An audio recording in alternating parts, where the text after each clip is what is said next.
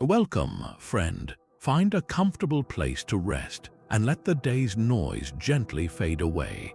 Tonight, we are taking a journey, not to a distant land on a map, but to a distant time, to the very cradle of civilization, where the air was thick with the scent of cedar and the rivers whispered secrets of gods and kings.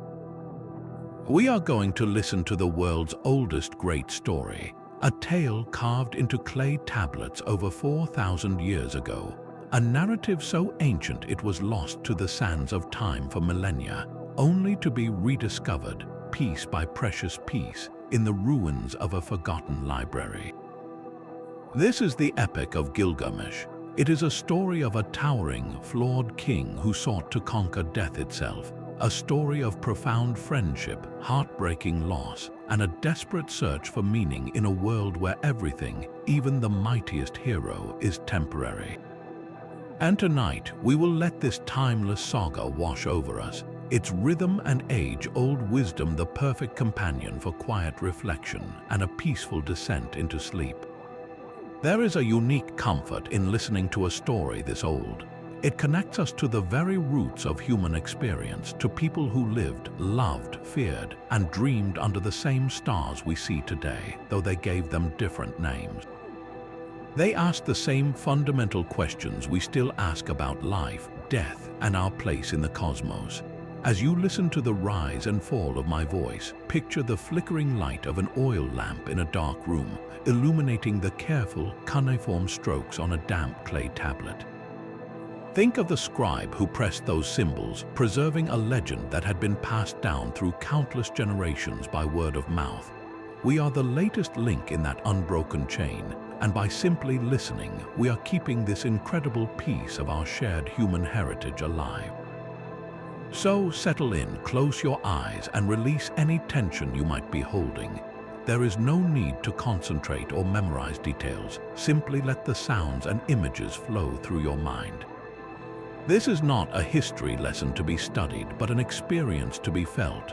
We are about to walk alongside Gilgamesh, the king of the great city of Uruk, a man of such immense power and pride that the gods themselves were troubled by his restless energy. We will witness his tumultuous friendship with a wild man created by the gods, Enkidu, and follow them on a perilous quest that would challenge everything Gilgamesh believed about strength, glory, and his own immortality. This journey into the deep past is a gift to your waking mind and a gentle guide for your dreams. Let us begin. Our story begins in a world of sun-baked earth and life-giving water, in the fertile crescent known as Mesopotamia, the land between two great rivers. To the east flowed the mighty Tigris, and to the west the winding Euphrates, their waters carving a lush green valley from the surrounding deserts. It was here, in this cradle of civilization, that humanity first built great cities, invented writing, and composed the very epic we are exploring tonight. Picture this landscape not as a harsh, ancient relic, but as a vibrant, living world. The air would have been filled with the sounds of industry and devotion, the rhythmic thud of a potter's wheel, the distant bleating of sheep in crowded pens, the chanting of priests from the summit of a massive, stair-stepped temple known as a ziggurat. This temple was not just a building, it was a man-made mountain, a bridge between the earth and the heavens, a symbol of a people's attempt to reach for their gods. And at the heart of this world was the city of Uruk, a name that meant the city of broad halls and ramparts. It was a place of wonders, a sprawling metropolis of sun-dried brick and gleaming whitewash, surrounded by a magnificent wall so long and imposing that its legend was a central part of Gilgamesh's own story. Imagine walking through its bustling gates. You would be enveloped by the scent of baking bread, incense, and the distinct mineral smell of the two rivers. The streets would be a maze of activity, artisans weaving colorful textiles, merchants haggling over goods from distant lands like lapis lazuli and cedarwood, and children playing in the narrow alleys between houses. High above it all, the ziggurat of the sky god Anu dominated the skyline, its pinnacle seeming to scrape the clouds, a constant reminder of the divine order that governed every aspect of life. This was a society where the gods were as real as the river currents, where every flood, drought, and victory in battle was seen as a direct message from the celestial realm. It was into this world of profound human achievement and deep spiritual belief that a king was born who would become both its greatest champion and its most tormented soul. For centuries, the story of the great King Gilgamesh existed only as a ghost, a name whispered in a few fragmentary lists of ancient kings, a shadow of a legend with no body, no voice, no story. It was a tale utterly lost to the world until a series of quiet, earth-shaking discoveries in the middle of the 19th century brought it roaring back into the light. The stage for this incredible resurrection was a place known today as Tel Kuyunjik, a vast grassy mound rising from the plains of modern-day Iraq. To the local villagers, it was just a hill, a place to graze their sheep, but beneath their feet lay the ruins of Nineveh, the once glorious capital of the mighty Assyrian Empire. The man who first began to peel back those layers of earth and time was a young, intrepid British traveler and archaeologist named Austin Henry Layard. Driven by a mix of ambition, curiosity, and a fascination with the biblical accounts of ancient Assyria, Layard arrived at the mound in the 1840s, armed with little more than shovels, picks, and an unshakable conviction that great things were hidden there. His work was not the careful, methodical excavation we might picture today. It was a race against time, heat, and limited funds, often involving tunneling directly into the sides of the mound. And what he found was staggering. His team began to uncover the colossal, human-headed winged bulls that once guarded the gates of the palaces of Assyrian kings. They uncovered vast chambers lined with intricately carved stone panels depicting royal lion hunts and military conquests. But the true literary treasure, the one that would ultimately sing the song of Gilgamesh, was found in a less glamorous part of the ruins, the palace library. This was not a library of parchment and paper, but of clay and ink. The real mastermind behind this immense collection was the last great Assyrian king, Ashurbanipal, who ruled in the 7th century before the Common Era. Ashurbanipal was a unique figure for his time, a fierce warrior king, yes, but also a man of profound learning and intellectual passion. He was one of the few ancient Mesopotamian rulers who was literate, and he took great pride in his ability to read the complex cuneiform script. He sent scribes across his empire from Babylon to distant lands with a royal command to gather every tablet they could find, every scientific text, every omen, every prayer, and most importantly for us, every piece of literature, including the various tales that made up the epic cycles of heroes from a far more distant past. It was in the quiet, dusty chambers of this royal library that the story of Gilgamesh was preserved, even as the empire that housed it crumbled into dust. The work of unearthing these tablets was continued brilliantly by Hormozd Rassam, an Assyrian archaeologist who had once worked with Layard and who made some of the most significant finds at Nineveh. The discovery process was delicate and chaotic. The tablets themselves were not neatly arranged on shelves. When the palace was sacked and burned by invading armies in 612 BCE, the wooden shelves that held them were consumed by a tremendous fire. The heat from that inferno was so intense that it baked the clay tablets, which might otherwise have dissolved back into mud over the millennia, hardening them into durable ceramic. They crashed to the floor, shattering into thousands of fragments, and were then buried under rubble for 2,500 years.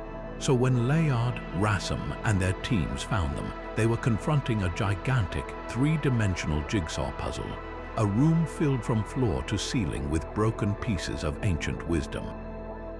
These fragments, packed carefully into crates, began their long journey to the British Museum in London. There, in quiet, lamp-lit study rooms, another kind of hero emerged, the decipherers. Linguists and scholars like George Smith, a self-taught expert in cuneiform, began the painstaking, years-long task of cleaning, sorting, and matching the fragments. It was Smith who, one day in 1872, was meticulously going through a pile of broken tablets when he turned over a particular fragment and began to read a story that would stop his heart. It described a great flood with a man building a boat, taking animals on board, and sending out birds to find dry land. The account was staggeringly similar to the story of Noah in the Bible, but it was written on a tablet that was centuries older than the oldest known biblical text. So overwhelmed was Smith by the discovery that, according to museum officials, he jumped up and began running around the room in a state of exhilarated shock, even starting to remove his own clothes in sheer, disbelieving excitement. He had not only found a parallel to a foundational biblical story, he had found a piece of the epic of Gilgamesh. This moment marked the rebirth of the world's oldest great story, a voice from the depths of time, waiting patiently in the fire-baked clay of a fallen king's library for its chance to speak to us once more. But the discovery of these broken tablets was only the beginning of the mystery. They were covered in what looked like nothing more than intricate, wedge-shaped impressions, tiny bird tracks pressed into the clay.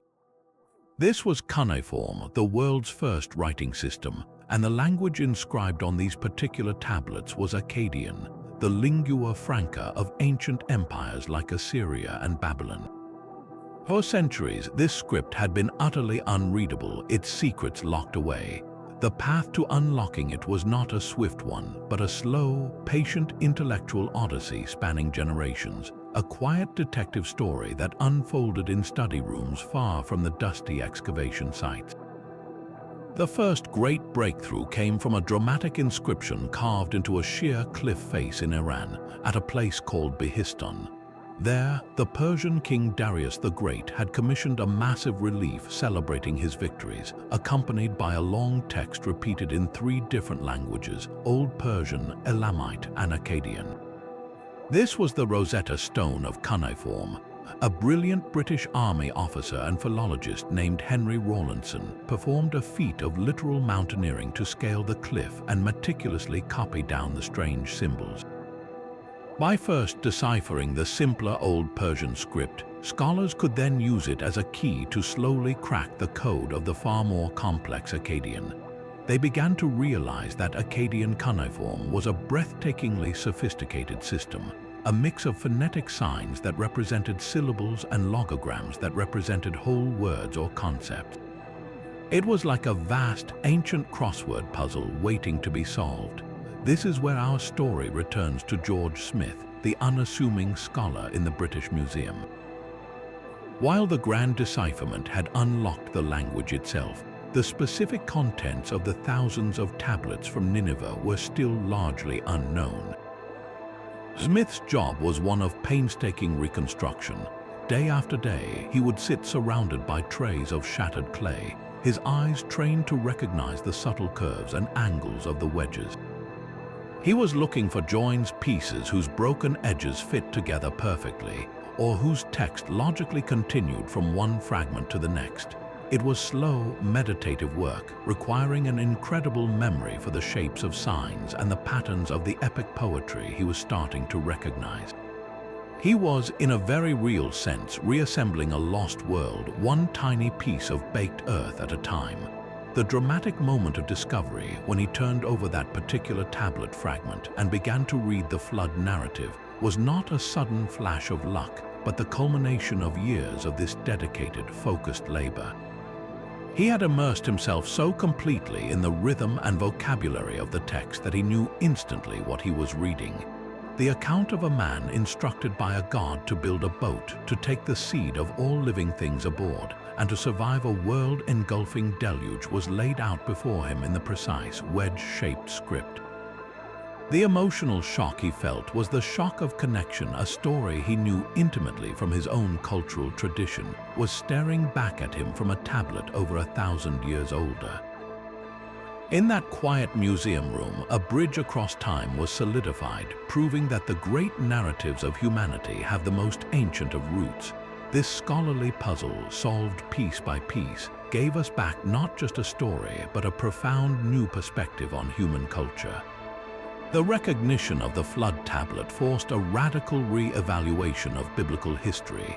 It demonstrated that these foundational stories were not isolated, unique revelations, but part of a much older, shared Mesopotamian tradition. The tale of a great flood was a common cultural memory in the region, perhaps echoing real, catastrophic inundations of the Tigris and Euphrates rivers that were seared into collective memory. The discovery gently peeled back layers of assumption, revealing the interconnectedness of ancient Near Eastern cultures. It also gave a human face to the Assyrians, who are often portrayed in classical and biblical sources solely as brutal conquerors. In the library of Ashurbanipal, we found a king who was also a patron of literature and science, a man who sought to preserve the knowledge of his world. The process of decipherment itself is a testament to human curiosity and perseverance. It reminds us that history is not simply found, but carefully, patiently rebuilt from the fragments that time leaves behind. Each joined piece of a broken tablet, each correctly translated word, was a victory in the quietest of battles, the fight against oblivion, ensuring that the voices of the past would not be silenced forever. Into this world of bustling markets and towering ziggurats, the city of Uruk was blessed and cursed with a king like no other. His name was Gilgamesh, and his very origin was a paradox, a blend of the divine and the earthly that made him both magnificent and monstrous. He was said to be 2/3 god and 1/3 man, a lineage that granted him superhuman strength, towering stature, and a beauty that captivated all who looked upon him. He was the son of a goddess and a mortal priest-king, built by the gods to be a perfect physical specimen, their instrument of power on earth. But this divine heritage came with a terrible price, a restless, raging spirit, an energy too great for the confines of his royal duties, and a pride that knew no bounds. He was, in essence, a force of nature given human form, and for the citizens of Uruk, living under his rule was like dwelling in the shadow of a glorious yet unpredictable storm. Initially, this divine power did not manifest as benevolent leadership, but as a crushing tyranny. Gilgamesh, in his youthful arrogance and boundless energy, turned his city into a personal playground for his whims. He claimed the right of the first night, a dreaded custom where every new bride in the city was brought to the king before she could join her husband.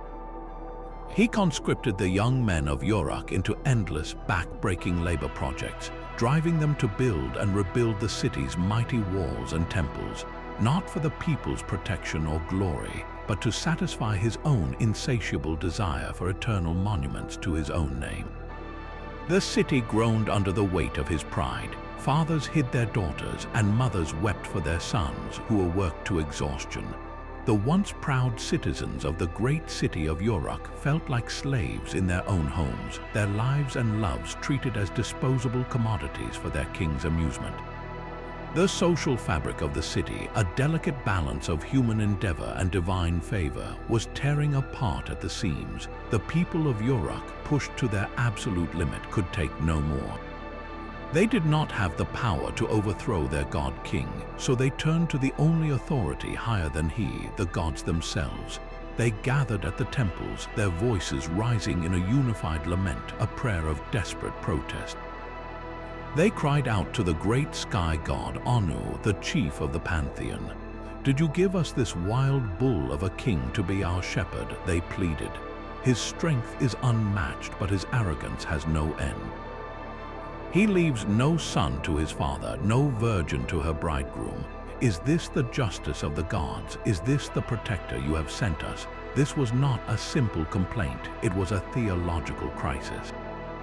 The king was meant to be the bridge between the gods and humanity, the shepherd of his people. Gilgamesh, in his reckless exercise of power, was breaking that sacred covenant, threatening the very cosmic order the gods had established. And so the gods listened. In the celestial councils, Anu heard the lament of the people of Uruk and acknowledged the problem they had created. A king who was too much god and not enough man was a danger to the world. He could not be unmade, but his boundless destructive energy needed a counterweight, a balancing force that could challenge him, match him, and ultimately humanize him. The gods decided to create a mirror for Gilgamesh, a being of equal strength but opposite origin. While Gilgamesh was divine royalty raised in the pinnacle of civilization, this new creation would be fashioned from the raw, untouched clay of the wilderness. The mother goddess, Uruk, took a lump of clay, spat upon it, and molded a new being, a primitive man named Enkidu. He was covered in shaggy hair, ignorant of human society, and lived among the wild animals, drinking at their watering holes and grazing in the fields. Enkidu was created not as a slave or a servant, but as a companion and a rival, a wild mirror intended to reflect back to Gilgamesh the untamed aspects of his own soul, setting the stage for a confrontation that would either destroy them both or forge a bond strong enough to change the course of their destinies. And so the divine council acted. The sky god Anu, moved by the desperate pleas rising from Uruk, turned to the mother goddess Uruk, the very one who had fashioned the first humans. He presented the problem of Gilgamesh, the king whose immense power had become a curse upon his own people. The solution, the gods decided, was not to weaken or destroy Gilgamesh, but to create a perfect rival, a being who could stand as his equal and absorb his destructive energy. Uruk, the potter of the gods, took this charge into her own hands. She went to the riverbank, a place of primordial mud and life-giving water, and pinched off a piece of clay. She then spat upon it, an act that infused the inert earth with her divine spirit, her very essence. From this simple, elemental mixture of clay and saliva, she sculpted a new man, Enkidu. He was not raised in a palace or taught the ways of civilization. He was born directly into the untouched wilderness, a creature of the steppe, as raw and untamed as the landscape itself. Enkidu's early existence was one of perfect, primal harmony with the natural world. He knew nothing of the crowded, walled city of Uruk or the complicated ambitions of kings. His entire world was the sun-drenched grassland and the quiet, deep shade of the Cedar Forest. He was covered in a thick pelt of hair, his body powerful and lithe, his long locks flowing like the grain in the fields. He fed alongside the gazelles, bending to graze on grasses and nibbling on tender shoots. He would join the wild herds at their watering holes, quenching his thirst in the cool, clear pools, his presence causing no alarm among the animals. To them, he was just another creature of the wild, a larger, quieter brother. He had no language, no tools, no clothing, and no concept of his own solitude. His life was a continuous, unthinking present, dictated by the rhythms of sunrise and sunset, hunger and thirst. He was the ultimate innocent, his strength matched only by his profound peace, a living embodiment of the world before cities, before kings, before the restless striving that defined humanity. This idyllic existence, however, began to create its own problems for the human world that bordered his wilderness. Enkidu, in his innocence, was a fierce protector of his animal kin. When hunters from outlying villages set their traps or went out with their spears, Enkidu would appear. He would smash their carefully laid snares and fill in their pit traps, freeing the captured animals and confronting the hunters with a terrifying, wordless rage. He was a force of nature protecting its own, and for the local trappers he became a spectral menace, a ghost of the steppe that was ruining their livelihood. They could not catch him or fight him. His strength was far too great. Frustrated and afraid, one of these hunters decided to bring his problem directly to the source of all power in the land, King Gilgamesh himself. He traveled to Uruk, stood before the mighty king, and told him of the wild man who ran with the beasts, who destroyed their traps and made the wilderness a place of fear. Gilgamesh, ever clever and seeing an opportunity for a new kind of sport, devised a plan to tame this wild man. He did not suggest a hunt or a battle. Instead, he told the hunter to return to the wilderness with a companion, not a warrior, but a temple priestess named Shamhat, a woman versed in the sacred arts of love. The plan was one of profound symbolism and psychological insight. Gilgamesh understood that the key to drawing Enkidu out of the wild was not to challenge his strength but to awaken his humanity. He instructed the hunter to take Shamhat to the watering hole, and when Enkidu came to drink with the animals, she was to reveal herself to him, to offer him the knowledge and intimacy that only a human woman could provide. It was a calculated act of seduction designed to introduce him to human society through its most fundamental and powerful bond. The hunter did as he was told, and soon Shamhat waited by the life-giving spring, a representative of the civilized world, ready to meet the untamed soul who was destined to change a king. So the stage was set at the tranquil watering hole, a place where the boundary between the untamed wild and the world of humanity felt thin and permeable. The hunter, following the king's cunning plan, hid himself while the priestess Shamhat waited, her presence a quiet challenge to the natural order of this place. When Enkidu finally arrived, it was with his animal family, the gazelles and wild beasts he called kin. He came to slake his thirst, his powerful, shaggy form moving with an innate grace, completely at home in this elemental world. Upon seeing him, Shamhat did not retreat in fear. She understood her sacred task. She revealed herself to him, not with aggression, but with an open and welcoming presence, offering not just her body, but the entirety of human connection. For 7 days and 7 nights she stayed with Enkidu, teaching him the ways of love and intimacy. This was far more than a physical act. It was a profound initiation, a sharing of the very essence of what it means to be human, to connect with another soul on a level beyond mere survival. In this act, Shamhat was not a temptress corrupting an innocent, but a guide, patiently leading him across the threshold from one state of being to another. The transformation was immediate and irrevocable. When Enkidu finally rose and turned to rejoin his animal companions, he discovered a heartbreaking truth. The wild creatures he had lived with, the gazelles he had grazed beside, now caught his scent and bolted in terror. They no longer recognized their gentle brother. The primal bond, forged over a lifetime of shared simplicity, was severed in an instant. He tried to run after them, but his body felt different, heavier, slower, his thoughts clouded by a new and bewildering self-awareness. The instinctual unity he had known was gone, replaced by a profound and aching loneliness. He was no longer a creature of the herd. He was an individual, suddenly and painfully alone. He returned to Shamhat, his only anchor in this confusing new reality, and sat at her feet, his confusion plain to see. In his innocence, he thought he had lost his strength, but in truth, he had merely exchanged one kind of power for another. He had lost the brute, unthinking force of the wild and gained the potential for the complex, enduring strength of a human heart and mind. Seeing his confusion and vulnerability, Shamhat continued her role as his gentle mentor into civilization. She spoke to him in calming, reassuring tones. "You are beautiful, Enkidu, you are like a god," she told him.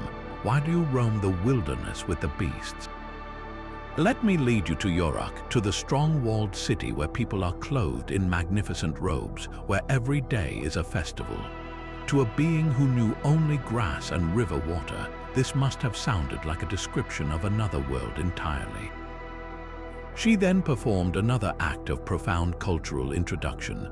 She took from her provisions some of the staples of settled human life, bread and wine. She offered him the loaf of bread, a product of agriculture, of sown fields and baked ovens, something his body had never known. At first, he stared at it, perplexed.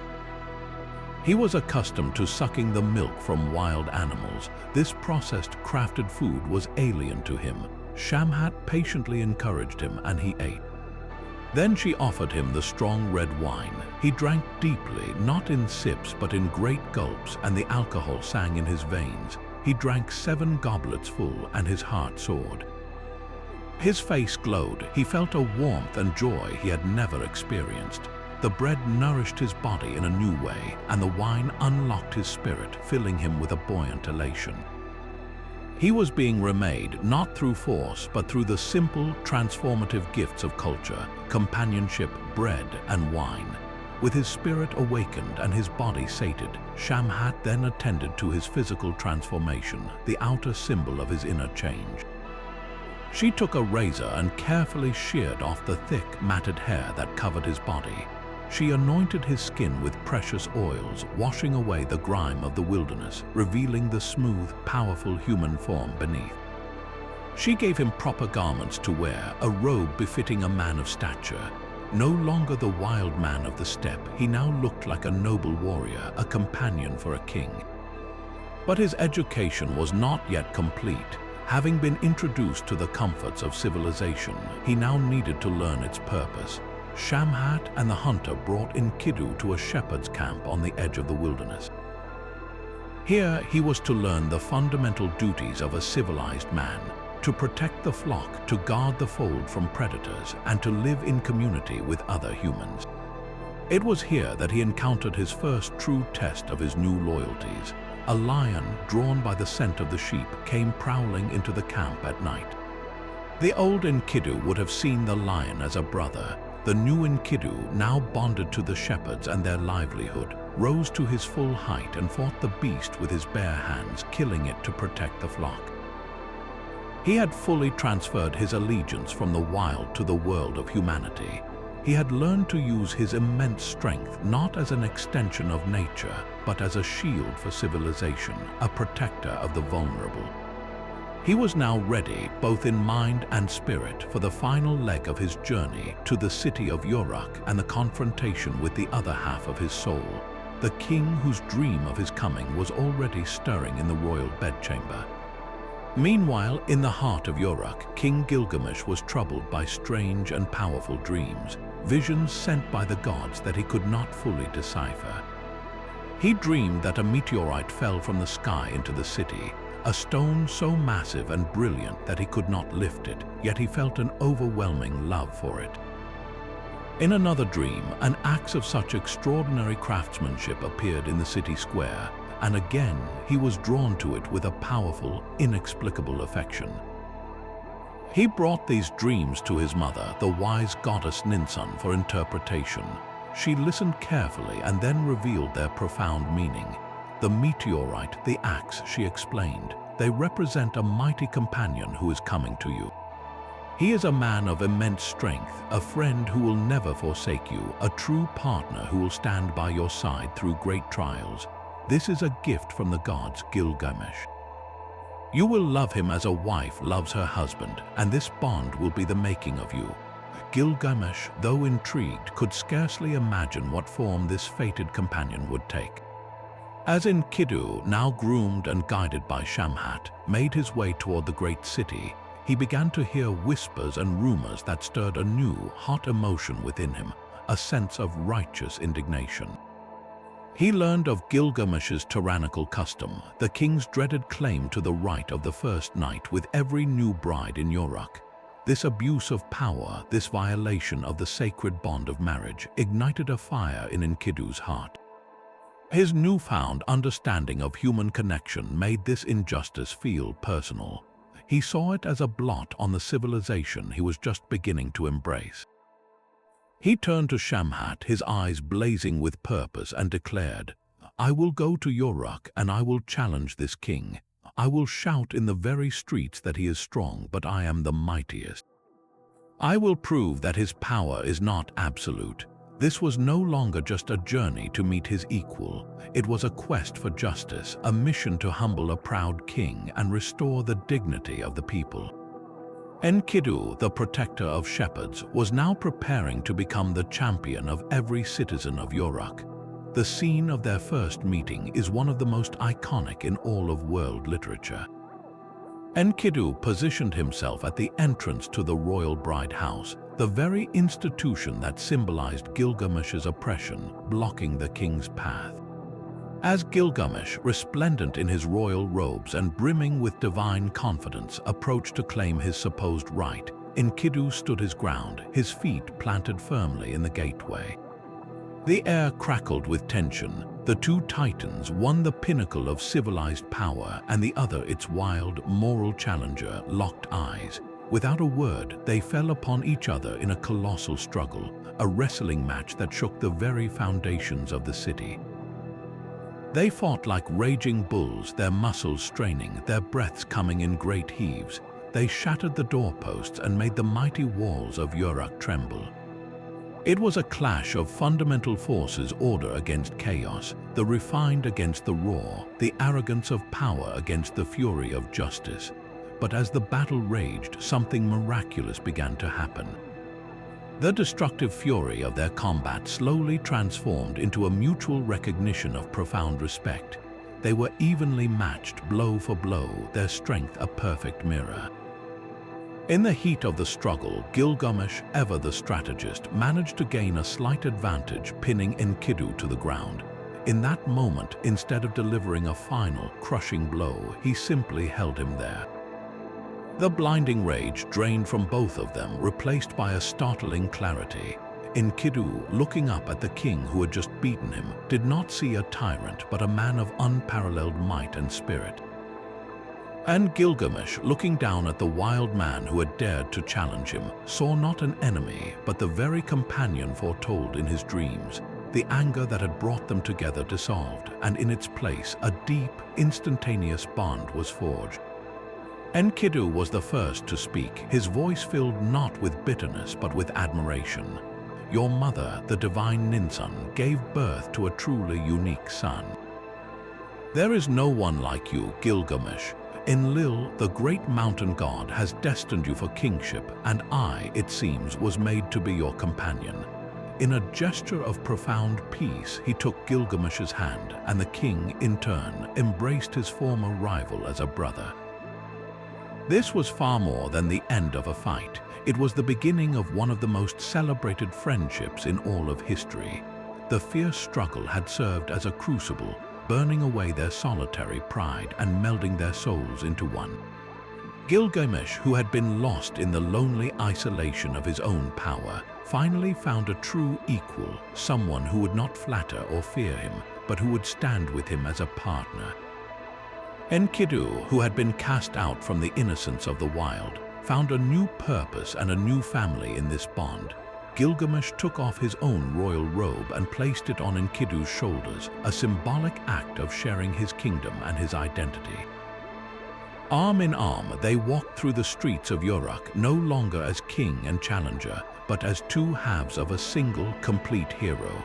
The citizens who had watched the terrifying battle with bated breath now looked on in wonder and relief. The oppressive weight of Gilgamesh's solitary tyranny had been lifted, replaced by the hopeful balance of this powerful partnership. The wild bull of Uruk had been tamed not by a chain but by a clasped hand. Together, they would now face adventures that neither could have dared alone, their united strength a testament to the transformative power of true companionship. With their bond of friendship now unbreakable, Gilgamesh's restless spirit, once a source of tyranny, found a new and noble channel. He turned to his beloved friend Enkidu with a grand and perilous proposal, a quest to travel to the far-off Cedar Forest to vanquish its monstrous guardian Humbaba and to bring back its legendary timber to glorify the city of Uruk. This was not merely a lumber expedition, it was a quest for eternal fame. Gilgamesh believed that by performing a feat so daring that no other mortal would even attempt it, he could carve his name into the very fabric of history, achieving a renown that would outlive his mortal body. To him, this was the answer to the quiet, unspoken fear that had always gnawed at him, the fear of being forgotten. I will set up my name in the place where the names of famous men are written, he declared to Enkidu, his eyes alight with the fire of ambition. He saw the towering cedars not just as wood, but as the raw material for his immortality, a monument to his power and his friendship with the only man who could help him realize such a dream. But Enkidu, who had known the whispers of the wilderness, felt a cold dread at the proposal. He alone among the men of Uruk knew the true nature of their destination. The Cedar Forest was not simply a grove of trees, It was a primordial realm, a sacred and terrifying place untouched by the axe, enveloped in a profound divine silence. And its guardian, Humbaba, was no ordinary beast. Enkidu described him as a giant, a creature appointed by the god Enlil himself to protect the forest. His voice was like a floodstorm, his breath was fire, and his face was a twisted mask of coiled intestines, a visage designed to paralyze any mortal with sheer horror. To keep the Cedar Forest safe, Enlil appointed him a terror to human beings.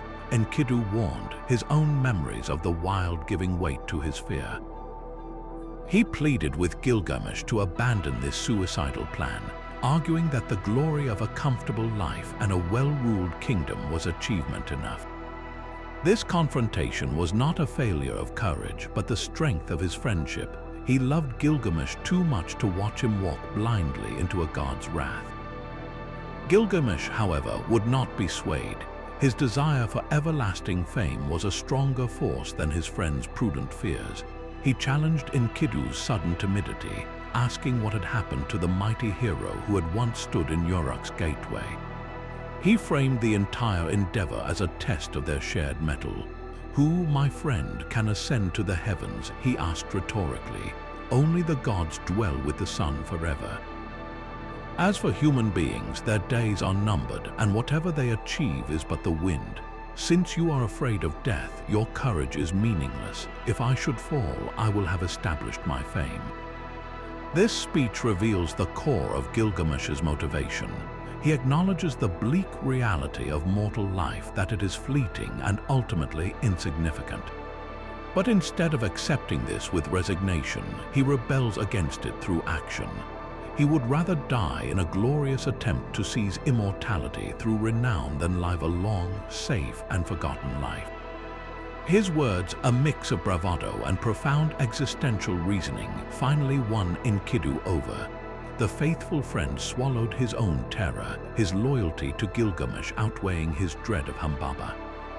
"My friend, your heart has led you to decide on this great journey. Very well, then, let us go to the forge and have the smiths cast the greatest weapons ever seen."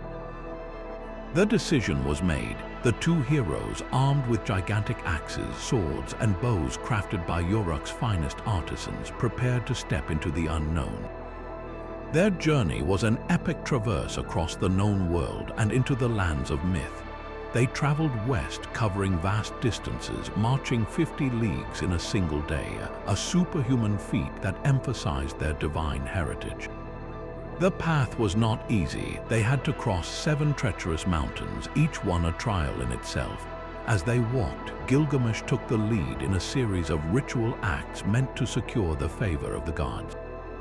Each night, he would climb to a high place and prepare a special offering, a libation of flour, and speak a prayer to the mountain itself, asking for a dream, a divine omen to guide them. And dreams did come, vivid and often terrifying.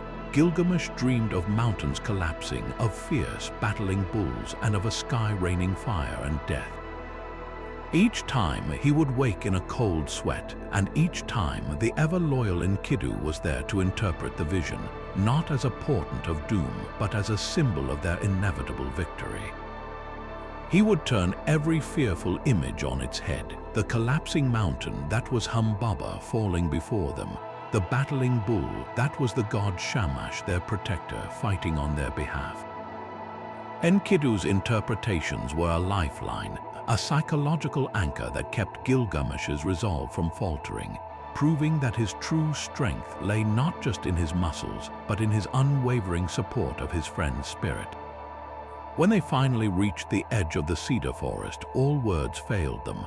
They stood in stunned silence, gazing upon a sight no civilized man had ever seen. The forest was a world unto itself, ancient beyond comprehension. The cedar trunks were as wide as small temples, rising so high that their canopy seemed to hold up the sky, blocking out the sun and casting the forest floor into a perpetual, holy twilight. The silence here was different from the silence of a desert or a plain. It was a thick, palpable quiet, heavy with the scent of resin and damp earth, a silence that felt watchful, as if the very trees were aware of the intruders. It was a place of profound beauty and equally profound dread, the sacred dwelling of a god, and they were about to violate its peace with their sharpened axes. Taking a deep breath and gripping their weapons, Gilgamesh and Enkidu stepped across the threshold, the crunch of their feet on the pine needles sounding like a blasphemy in the overwhelming quiet. They had entered the domain of Humbaba, and there was no turning back. The confrontation began not with a sight, but with a sound. From the deep, shadowy heart of the forest came a roar that was unlike anything they had ever heard.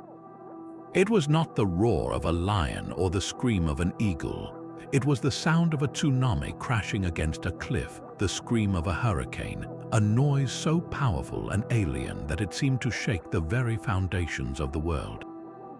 It was the voice of Humbaba. The ground trembled and the ancient cedars swayed as if in a storm. Then the guardian himself emerged from the gloom. He was a giant, a being of pure, terrifying power. His face was a horror, a swirling, glistening mass of intestines, a sight so revolting it was said to paralyze men where they stood. His breath was the heat of a furnace. For a moment, even the mighty Gilgamesh was frozen, his courage draining away in the face of this divine terror. He stumbled, his legs turning to water, and he called out in desperation to the sun god, Shamash, the patron of their quest. "Shamash, they are attacking me, save me, save me." Hearing his friend's plea broke the spell of fear that had gripped Enkidu. He shouted to Gilgamesh, his voice cutting through the monstrous roar, "Remember your strength, my friend. Remember the fame you seek in Uruk. Now is the time to fight." His words were a catalyst. At the same moment, the god Shamash heard Gilgamesh's prayer and answered. He sent 13 powerful winds from the corners of the earth, a tearing wind, a dust wind, a freezing wind, a scorching wind, and they swirled around Humbaba, trapping him in a cage of irresistible gales. The monster, blinded and confused by the tempest, stumbled and roared in frustration, his power neutralized by a force greater than his own. Seizing the moment, Gilgamesh and Enkidu charged. The battle was a whirlwind of flashing axes and desperate blows. They fought like a single entity, one striking high while the other struck low, their movements perfectly synchronized by their deep bond. They wounded Humbaba again and again, driving him to his knees. In his final moments, the mighty guardian, now helpless, did something unexpected. He began to beg for his life. He offered to serve Gilgamesh as his personal forester, to cut down the very trees he was sworn to protect. He praised the king, trying to appeal to his pride. For a moment, a flicker of pity crossed Gilgamesh's heart, but Enkidu, ever pragmatic and wary of the god's wrath, warned his friend against mercy. "Do not listen to him, my friend. A trapped enemy will say anything to live. If you spare him, the god Enlil will be furious, and he will make sure our mission ends in disgrace. You must finish it, and be quick." Seeing the wisdom in his friend's counsel, Gilgamesh steeled himself. With a final, mighty swing of his axe, he severed Humbaba's head from his shoulders. The monstrous roar was silenced forever. The two friends stood panting in the sudden quiet, the only sound the sighing of the wind in the cedars and the drip of blood on the sacred ground. They had triumphed, but as they looked at the slain giant, a servant of a great god, they could not have known that this great victory would plant the seed of a divine retribution that would soon bring them the deepest sorrow they would ever know. As they stood over the vanquished giant, the initial surge of triumphant adrenaline began to ebb, replaced by a heavy, solemn quiet in the sacred grove. They had done it. They had faced the ultimate terror and emerged victorious, their axes stained with the blood of a divine guardian. Gilgamesh's dream of eternal fame seemed, in that moment, to be within his grasp. He looked at the towering cedars, now his for the taking, and saw in them the gates and palaces of a Uruk that would sing his praises for generations. But the cost of that glory was now laid bare before them. Humbaba's death was not a clean, heroic end. It was a violation. He was not merely a monster, but a servant placed in this forest by Enlil, one of the most powerful gods in the Mesopotamian pantheon, the god of wind, air, and earth. To kill Humbaba was to directly challenge Enlil's authority, to spit in the eye of divine order. The heroes had crossed a line from which there was no return, and the consequences of their act would ripple outward, touching the heavens and shaking the very foundations of their own lives. The silence of the forest now felt accusatory, the scent of cedar and blood a permanent reminder of their transgression. In his final moments, Humbaba's desperate pleas introduced a disturbing moral complexity into their clear-cut quest for glory. He was not a mindless beast roaring in defiance, but a conscious being who valued his own life. When he fell to his knees, he shed his monstrous persona and spoke with a voice of shocking vulnerability and cunning. "You are young, Gilgamesh, and still so proud," he gasped. "Spare my life. Let me live here in my forest, and I will be your servant. I will cut down these very cedars for you, as many as you wish, and build you a palace that will dwarf the one in Uruk." He tried to flatter the king's ego, appealing to the very pride that had driven him here. It was a powerful temptation to not only claim the timber but to enslave the guardian himself, a trophy far greater than a mere head. For a fleeting moment, Gilgamesh hesitated. The humanity in him, the part that was 1/3 man, stirred with pity. He saw the being, not the monster, and the weight of taking a life, even this one, gave him pause. This hesitation is a crucial moment in the epic, revealing that Gilgamesh was capable of mercy, that his heart was not entirely hardened by ambition. But Enkidu, the voice of grim practicality, urged immediate and final action. His warning was stark and unforgiving. "My friend, do not listen to him. A captured enemy is a liar until his last breath. He will promise you the world to save his skin. If you let him live, the moment we turn our backs, he will go to his master, the god Enlil, and report our sacrilege. Enlil will be enraged by our trespass and our mercy both, and he will see to it that we never see the walls of Uruk again. Kill him, Gilgamesh. Kill him before the gods hear his cries and come to his aid. Finish this and establish your fame forever." Enkidu's argument was brutally pragmatic. In their world, the gods were not abstract concepts. They were active, jealous, and vengeful forces. Mercy toward a divine servant could be seen as an even greater insult than killing him, a sign of weakness and disrespect. By persuading Gilgamesh to deliver the killing blow, Enkidu believed he was protecting them from a far worse divine retribution. He was choosing a clean, definitive victory over a risky, uncertain clemency. In that moment, the wild man, once the embodiment of nature's innocence, became the agent of a harsher, more civilized logic, the logic of preemptive violence and political necessity. Gilgamesh, swayed by his friend's dire prediction, pushed his pity aside. The desire for unblemished fame won over the impulse of compassion. He raised his axe high and brought it down upon Humbaba's neck, severing the guardian's head from his shoulders. It was a decisive, brutal act that cemented their victory but also sealed their fate. The epic does not celebrate this killing. It presents it with a tone of grim necessity and foreboding. They had defied a god to satisfy a king's pride, and the universe as they understood it demanded balance. An offense to the divine order could not go unanswered. The themes here are profound and timeless. The story asks us to consider the true nature of heroism. Is it defined by the slaying of monsters, or is there a greater heroism in showing mercy, in resisting the easy path of violence?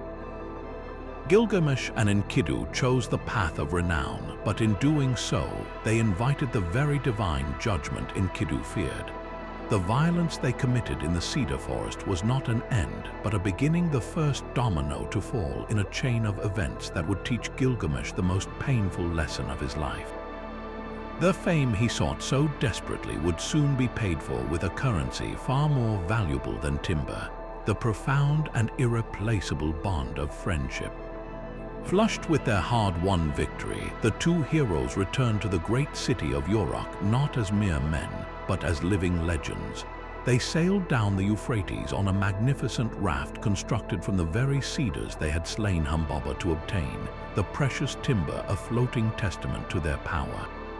The citizens, who had once trembled at Gilgamesh's tyranny and then marveled at his transformation, now lined the walls and crowded the quays, their cheers rising to the heavens.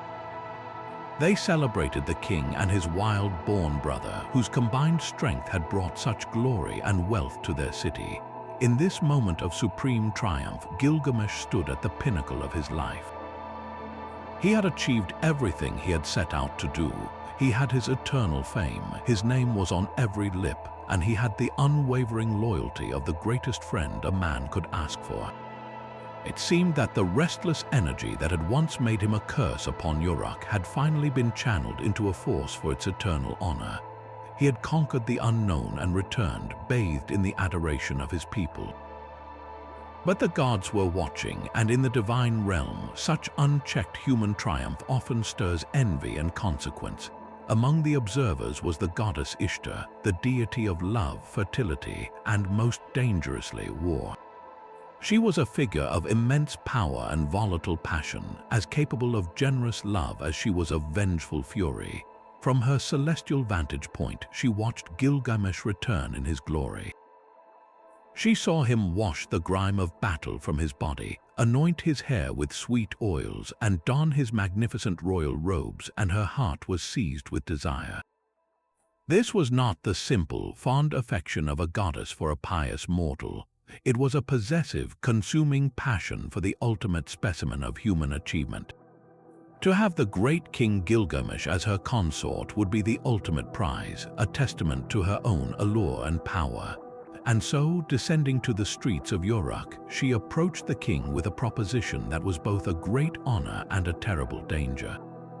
She stood before him, radiant and formidable, and her offer was direct and laden with promise. "Come to me, Gilgamesh," she said, "and be my bridegroom. Grant me the gift of your love." She painted a picture of a life of unimaginable luxury and power, a future where he would be elevated almost to the status of a god himself. She promised him a chariot of lapis lazuli and gold, with wheels of gold and horns of amber drawn by storm demons. She promised that his house would be suffused with the fragrance of cedar wood, and that kings, princes, and nobles would bow down before him, offering the riches of the earth as tribute. It was a seductive vision, an offer to trade his hard-won mortal fame for a life of divine indulgence and authority. For a man obsessed with legacy, it was the ultimate validation. Yet Gilgamesh, in a stunning act of defiance, looked upon the goddess and refused. His rejection, however, was not born of simple pride or ingratitude. It was a calculated and brutally honest assessment of Ishtar's tragic history with mortal lovers. Instead of graciously declining, he launched into a searing indictment of her character, listing the fates of the men and gods who had previously been the objects of her affection. He spoke of the young shepherd Tammuz, whom she loved and then condemned to the underworld to be mourned year after year. He reminded her of the Alolu bird, whose wings she broke, and the mighty lion whom she lured into a pit. He cited the warhorse, loved and then whipped with a goad, and the shepherd who was turned into a wolf, hunted by his own dogs. With each example, Gilgamesh built a devastating case. "You loved them and then you destroyed them," he accused. "What would you do to me? Your love is a door that lets in the storm. Your heart is a ruin that promises shelter but offers only collapse." He saw her offer for what it was, not a gift, but a beautifully wrapped trap. He recognized that to be loved by Ishtar was to be consumed by her, to be elevated only to be cast down when her whims changed. He valued his hard-won fame, and more importantly, his friendship with Enkidu too much to become another tragic footnote in the goddess's long history of ruined loves. The rejection was absolute, public, and utterly humiliating for a deity of Ishtar's stature. To be refused was one thing, to be lectured and have her past transgressions laid bare before the mortal she desired was an unforgivable insult.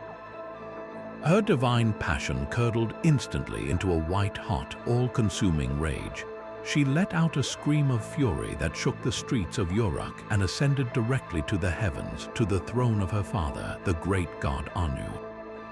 Weeping tears of pure wrath, she demanded vengeance. "Father," she cried, "Gilgamesh has heaped insults upon me. He has recounted my misdeeds, my every wrong." But her plea for justice was really a demand for retribution. She did not ask for a fair judgment. She demanded a specific, terrifying weapon, the Bull of Heaven. This was no ordinary creature. It was a divine monster of unimaginable power, a being whose very breath could create droughts and whose bellow could split the earth open, creating chasms that swallowed hundreds of people. To release the Bull of Heaven upon the earth was to unleash a force of apocalyptic famine and geological chaos. It was a punishment so wildly disproportionate to the crime of an insult that it revealed the terrifying capriciousness of the gods. At first, the god Anu was hesitant. He understood the consequences. "If I give you the Bull of Heaven," he reasoned, "there will be 7 years of famine in the land of Uruk. The people will starve. Have you gathered enough grain for them? Have you ensured the grass will grow for the cattle?" His questions highlighted the collateral damage that divine fury would inflict upon the innocent. But Ishtar, in her blinding anger, was unmoved. She coldly declared that she had stored up ample grain for the people and would see to the cattle herself. It was a lie, or at least a reckless promise made in the heat of passion, but it was enough for Anu. Worn down by his daughter's relentless fury, and perhaps feeling the sting of the insult to his own divine family, he reluctantly granted her request. He placed the rope and the nose ring of the Bull of Heaven into her hands. The instrument of doom was now hers to command. The celebration in Uruk was about to be shattered, and the friendship that had just achieved its greatest glory was about to face its most devastating test, all because a king valued his freedom and his friend more than the dangerous love of a goddess. With a sacred rope and nose ring in her grasp, Ishtar descended from the heavens, her wrath a physical force radiating from her divine form. She did not go to the palace or confront Gilgamesh directly. Instead, she went to the open plains outside the great walls of Uruk, to a place where the city's lifeblood, its fields and orchards, spread out towards the horizon. There she called upon the Bull of Heaven. The very air seemed to tear open as the creature materialized, a beast of such immense, unnatural scale that it blocked out the sun. Its hide was not that of a common bull, but seemed forged from storm clouds and polished obsidian, and its horns were like the curved blades of celestial swords. With a single, earth-shaking bellow, it lowered its head and charged toward the city, and with that first roar, the punishment began. The land itself withered in its wake. The vibrant green of the barley fields turned to a crackling, pale yellow, and the fruit withered on the trees as a supernatural drought spread from the beast's hooves. Then, with its next furious snort, it did something even more terrifying. It opened its mouth, and a blast of its hot breath struck the ground, not with fire, but with a force that split the very earth. A great chasm ripped open in the soil, a deep fissure that swallowed 100 of the city's young men, pulling them down into the darkness below. With another snort, another chasm formed, and another 100 men vanished, their screams swallowed by the crumbling earth. The Bull of Heaven was not just a monster to be fought. It was a walking natural disaster, an instrument of divine punishment designed to systematically erase Uruk from the map through famine and geological chaos. From the high walls of the city, Gilgamesh and Enkidu saw the devastation unfold. The cheers of their triumphant return had barely faded, replaced now by the screams of terror and the groaning of the earth itself. There was no time for strategy or fear, only for immediate, decisive action. The two friends, their bond forged in the Cedar Forest, moved as one. They did not need to speak. A shared glance was all it took to confirm their purpose. They rushed from the ramparts, through the panicked streets, and out through the main gate to confront the divine beast that was methodically destroying their home. The scene before them was one of apocalyptic horror. The land was parched and cracked, and great fissures scarred the earth where flourishing fields had once been. The bull of heaven turned its burning eyes toward them, recognizing the source of its mistress's rage. It pawed the ground, and the tremor could be felt deep in their bones. Enkidu, with his primal understanding of the animal world, was the first to act. He shouted to Gilgamesh, his voice cutting through the beast's roar, "My friend, we have faced the terror of Humbaba and lived. This bull may be divine, but it can be brought down. Watch for its charge, and I will seize its tail." The battle was a whirlwind of dust, sweat, and raw power. The bull of heaven charged, its massive head lowered, aiming to gore Gilgamesh with its crystalline horns. But Gilgamesh, displaying the agility that complemented his strength, danced to the side like a matador, letting the monstrous momentum carry the beast past him. As it thundered by, Enkidu, with a courage born of pure loyalty, leaped forward and seized the bull's thick, muscular tail. He braced his feet against the cracked earth, his muscles straining to their absolute limit, using his own body as an anchor to slow the creature's rampaging turns. This was the essence of their partnership, Gilgamesh as the nimble, deadly point of the spear, and Enkidu as the unshakable anchor, the foundation that made every strike possible. With the bull momentarily hampered, Gilgamesh saw his opening. He drew his massive, finely honed sword, a weapon that had tasted the blood of Humbaba, and with a cry that mingled defiance and desperation, he plunged the blade deep into the bull's neck, right behind its horns, seeking the divine life force within. The bull of heaven let out a final, agonized roar that echoed across the plains, a sound so full of pain and power that it was said to shake the foundations of the god's own dwellings. Then it collapsed, its colossal weight hitting the ground with a thud that resonated like a distant earthquake. The immediate threat was over. The land grew still, the tremors ceased, and a fragile, stunned silence fell over the battlefield. As the dust settled, Enkidu, still surging with the adrenaline of their victory, performed an act of breathtaking, fatal defiance. He walked over to the slain bull, and with a grimace of contempt, he wrenched one of the enormous, sword-like horns from its head. He then turned toward the city walls, where he knew the goddess Ishtar would be watching from her temple, and he hurled the horn toward her with all his might. It sailed through the air, a glittering, blood-stained projectile, and landed at the feet of her terrified priests. "If I could lay my hands on you," he shouted into the sky, his voice ringing with a challenge that no mortal had ever dared utter, "I would do the same to you as I have done to this bull. I would tear you apart and hang your entrails for the vultures." It was more than an insult, it was a declaration of war against the divine order itself. He had not only killed her weapon, he had desecrated it and threatened the goddess personally. Meanwhile, Gilgamesh, in a more practical but equally proud gesture, called for his craftsmen. They sawed the bull's other massive horn from its skull, a horn so large it was hollowed out and filled with precious lapis lazuli, transforming it into a ritual vessel for sacred oil, a trophy to be dedicated to his own father, the god Lugalbanda. In the city, a great celebration erupted. The people, saved from certain destruction, hailed their king and his friend as saviors. They sang their praises. Gilgamesh is the fiercest of men, Enkidu is the fiercest of men. The two heroes washed their hands in the Euphrates, clasped each other's shoulders, and rode in a triumphant chariot through the streets of Uruk, the adulation of the crowd washing over them.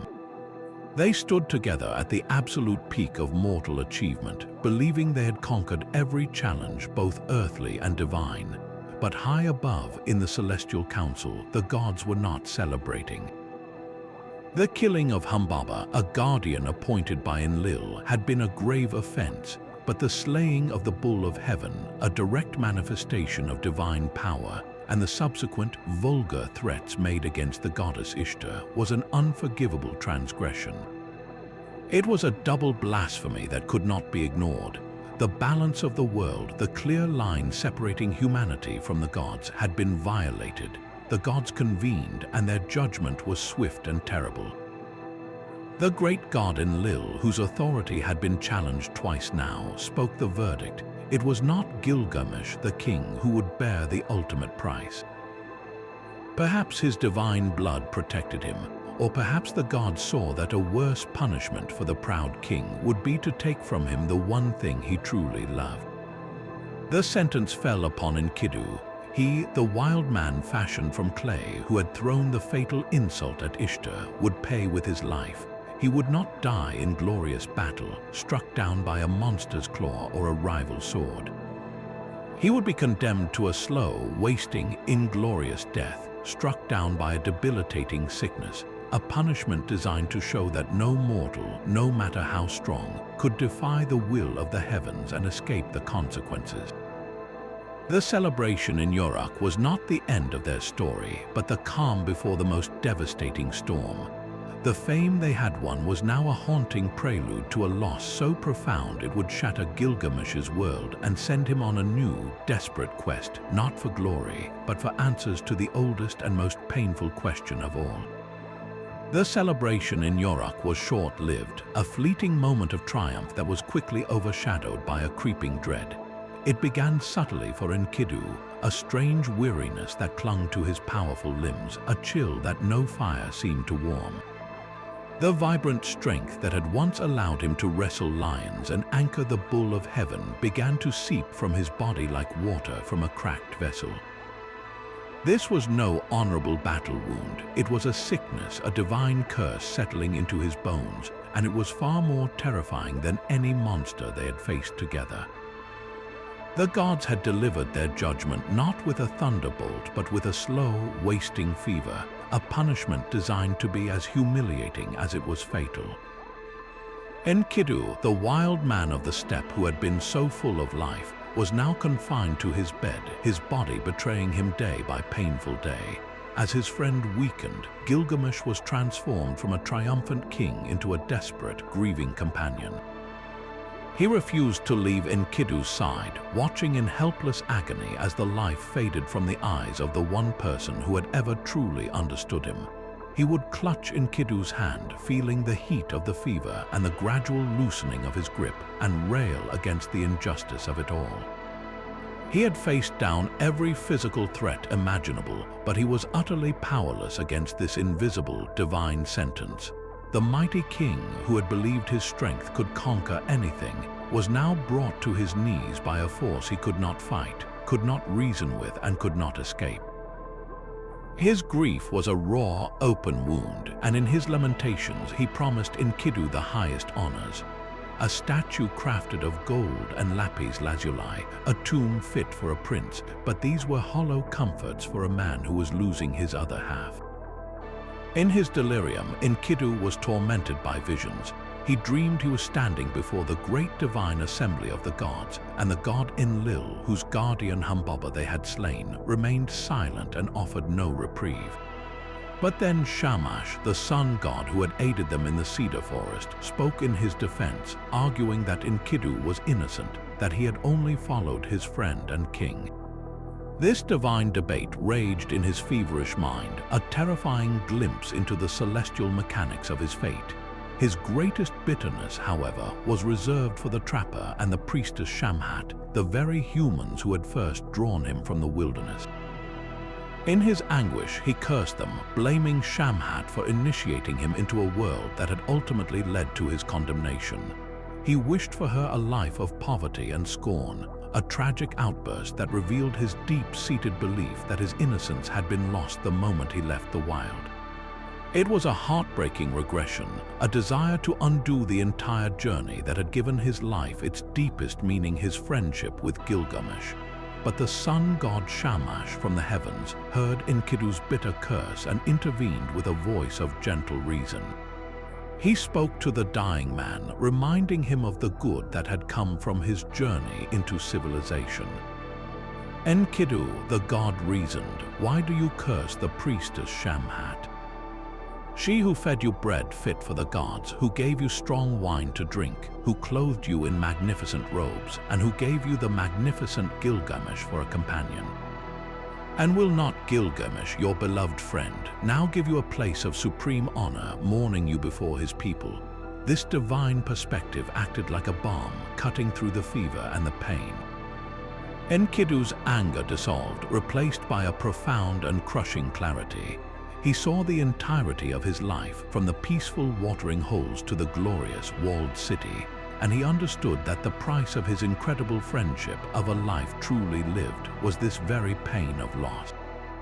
His heart turned, and in his final hours he blessed Shamhat, wishing her great honor and a life protected by kings. This reversal is one of the most poignant moments in all of literature, a man on the threshold of death, consciously choosing to bless the path that led him there, because it was also the path that led him to love. With his heart at peace but his body failing, Enkidu had one last haunting vision. He dreamed he was seized by a foul, demonic creature and dragged down into the House of Dust, the Mesopotamian underworld. He described it to Gilgamesh in terrifying detail, a place of unimaginable darkness where the dead live in silence, clothed only in wings like birds, eating clay and drinking dirty water. It was a vision of a joyless, shadowy eternity, a stark contrast to the vibrant world of sunlight and achievement they had known. This was not a heroic afterlife of feasting and glory. It was a grim, egalitarian oblivion where kings and commoners alike were reduced to the same dull, dusty existence. After sharing this chilling prophecy of what awaited all mortals, Enkidu's strength finally left him. He suffered for 12 more agonizing days, and then, with Gilgamesh holding him, the life fled from his body. The mighty Enkidu, the wild bull of the steppe, the faithful friend, was gone. Gilgamesh's reaction to this loss was volcanic. He did not weep quietly. He unleashed a torrent of grief that shook the palace. He tore his royal robes and ripped out his hair in clumps. He threw off his fine garments and put on the skin of a lion, roaming the wilderness like the beast his friend once was. He circled Enkidu's body like a lioness robbed of her cubs, refusing to allow anyone to bury him for 7 days until a maggot fell from the corpse's nostril. Only then did the finality of the loss truly pierce his soul. He had his craftsmen create a magnificent statue of his friend, but it was a cold, lifeless substitute for the living, breathing man. Gilgamesh's world, which had once been defined by walls, monuments, and the quest for eternal fame, had now collapsed into a single, unbearable truth: everything dies. The death of Enkidu was more than the loss of a companion. It was the shattering of Gilgamesh's own illusion of invincibility. He had looked into the face of his equal and watched it turn to dust, and in that dust he saw the reflection of his own inevitable future. The epic of conquest was over. The epic of the soul was about to begin, sending the broken king on a desperate, lonely journey to find an answer to the one enemy he could not defeat with his sword. The world, once so full of color and clamor, had gone gray and silent for Gilgamesh. The triumphant king who had paraded through the streets of Uruk was gone, replaced by a phantom shrouded in animal skins, his royal robes discarded like a forgotten skin. He could not bear the sight of his city, for every stone of its mighty wall, every corner of its bustling square, echoed with the absence of Enkidu. The laughter they had shared, the shared glances before a battle, the quiet comfort of a companion who understood his very soul, it was all a ghostly memory haunting a now empty palace. So he fled, not on a quest, but in a blind, desperate retreat, turning his back on the civilization he had built and plunging into the very wilderness from which his friend had come. He wandered through open steppes and dense forests, letting his hair grow matted and his body caked with the grime of the earth, as if by becoming the wild man Enkidu once was, he could somehow feel closer to him, or perhaps erase the part of himself that had to feel this unbearable pain. His grief was a physical entity, a beast that walked beside him, its voice a constant, screaming question in his mind. He had faced down Humbaba's roar and the bull of heaven's charge without a flinch, but he was utterly defenseless against this internal torment. He would cry out to the empty landscape, "My friend, the wild donkey, the panther of the open country. After we joined together and went up into the mountain, fought the bull of heaven and killed it, what is this sleep that has now seized you? You have turned dark and do not hear me. He was not just mourning a man, he was mourning a part of his own being. Enkidu had been his mirror, his balance, the anchor that kept his divine restlessness from tearing him apart. Without that counterweight, Gilgamesh's own immense power felt like a curse, a constant, aching reminder of the vitality that had been stolen from his friend. He feared the palaces and temples of Uruk because they were monuments to a self that no longer existed, a king who believed in glory and permanence. The man who roamed the wilderness now knew a darker truth. That truth was the cold, gripping fear of his own mortality. The death of Enkidu was not just a personal tragedy, it was a devastating revelation. If Enkidu, a being of such raw strength and vitality, could be reduced to a lifeless, decaying body, then so could he. The mighty Gilgamesh, 2/3 god, was still 1/3 man, and that human part was a fatal flaw. The vision of the netherworld that Enkidu had described in his final days, the house of dust where the dead dwell in silence, eating clay became an obsession. It was not the heroic afterlife of a warrior king he had perhaps imagined, but a grim, democratic oblivion. He realized that all his striving, all his towering achievements, all the cedar timber and slain monsters were utterly meaningless in the face of this inevitable end. His fame would not protect him, his strength would not save him. The walls of Uruk would stand for centuries, but the king who built them would one day lie in the dust, forgotten and powerless. This existential terror eclipsed every other thought, turning his grief into a frantic, desperate panic. He was not just sad, he was terrified, a cornered animal finally understanding the confines of its cage. And so, his aimless mourning slowly crystallized into a specific, almost insane purpose. His wandering became a quest. If death was the great, unavoidable sentence for all humanity, then he, Gilgamesh, would find a way to repeal it. He would not accept this fate. He remembered the stories whispered by the elders, tales of the one man who had been granted eternal life by the gods. His name was Utnapishtim, a figure from a time before the Great Flood, a survivor who had been lifted to the status of the gods and now lived far away at the mouth of the rivers. If anyone knew the secret to cheating death, it would be him. This became Gilgamesh's new, singular obsession. He would journey to the ends of the earth, cross impossible landscapes, and confront this ancient sage to demand the secret of immortality. It was no longer about glory or building a name. It was a raw, primal scream against the darkness, a king's rebellion against the most fundamental law of nature. Clad in his lion skin, his eyes wild with a mixture of sorrow and desperate hope, Gilgamesh turned his face toward the rising sun, setting out on the most perilous journey of his life, a journey not through physical space, but through the deepest fears of the human heart, seeking an answer he was not even sure existed. And so the king, once the shepherd of a great city, became a wanderer in the desolate places of the world.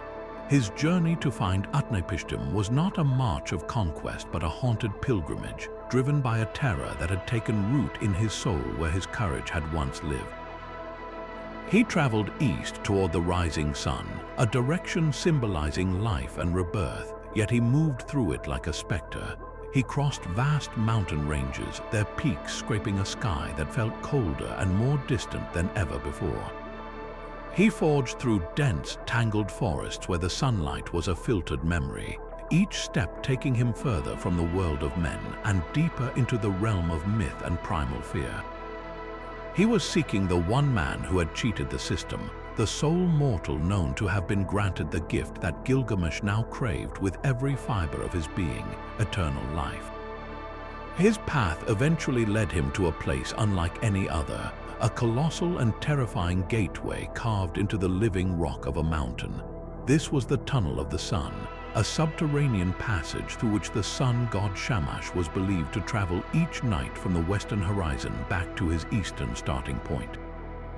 The entrance was guarded not by a monster, but by a pair of gigantic scorpion beings, their humanoid upper bodies rising from the segmented, armored abdomens of scorpions, their gaze enough to strike dead any ordinary mortal who looked upon them. As Gilgamesh approached, their tails, tipped with glistening, venomous stingers, arched over their heads, a clear and deadly warning. But when they saw the wild, desperate look in his eyes and recognized the divine essence within him, they did not strike. Instead, they spoke to him, their voices a low, rumbling echo from the earth itself. They warned him that the tunnel was a place of absolute darkness, a journey of 12 double hours of impenetrable night that no human had ever survived.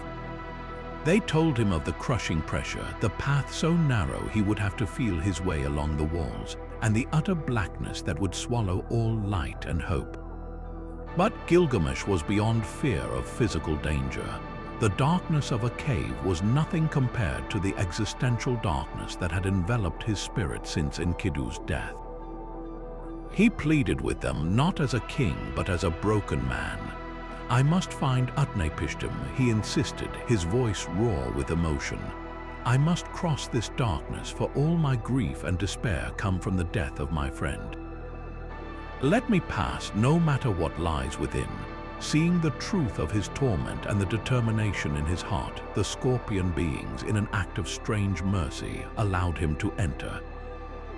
They warned him to run through the darkness without stopping, to never look back, and to trust that the other end existed. And so Gilgamesh took a final breath of the sunlit air and plunged into the abyss.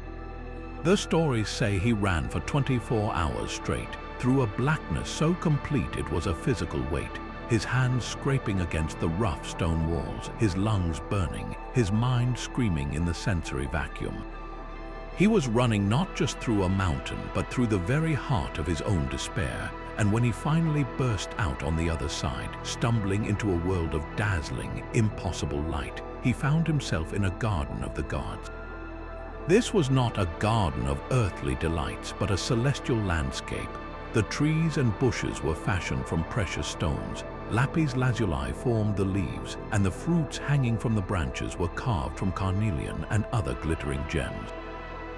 It was a place of serene, inorganic beauty, a world of perfect, unchanging splendor that stood in stark contrast to the decaying, organic world he had left behind. It was here that he encountered the first friendly face he had seen in a long time, the goddess Siduri, the divine winemaker of the gods, who lived in a cottage by the edge of the sea.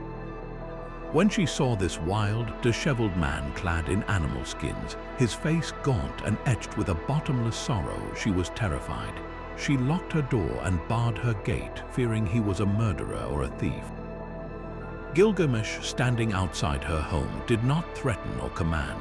Instead, he poured out his heart, and his lament became one of the most beautiful and heartbreaking poems in all of ancient literature. He shouted his grief through her door. "Why should my cheeks not be hollow, my face not haggard? Why should my heart not be wretched, my features not worn? My friend, my younger brother, who hunted the wild donkey of the open country and the panther of the steppe, Enkidu, my younger brother, who hunted the wild donkey and the panther, we who conquered all things, who climbed the mountain and seized the bull of heaven and killed it. What happened to my brother has now happened to him. For days and nights I have wept over him. I would not give him up for burial for 7 days and 7 nights until a maggot fell from his nose. I was terrified by his appearance. I have come to be terrified by death, and so I roam the wilderness. The words of my friend weigh heavily upon me. I am on a long journey to find Utnapishtim, whom men call the Faraway, for he was taken into the company of the gods.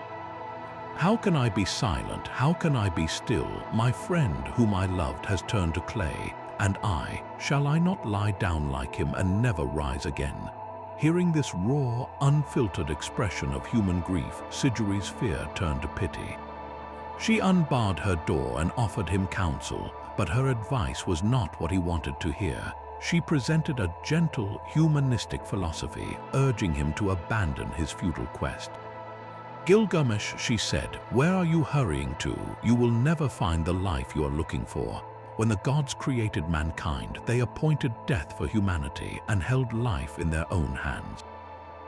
So, Gilgamesh, let your belly be full, make merry each day and night. Let your clothes be clean, your head washed, your body bathed. Cherish the little one holding your hand, and let your wife delight in your embrace.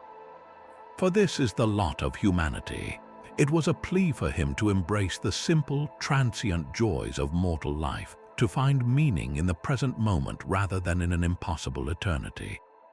But Gilgamesh, his mind poisoned by grief, could not hear her wisdom. The comforts of a wife, a child, a clean robe, they were like dust to him. He saw them all as preludes to the grave. He rejected her solace and demanded to know the way to Utnapishtim. Seeing his resolve was unshakable, Siduri relented.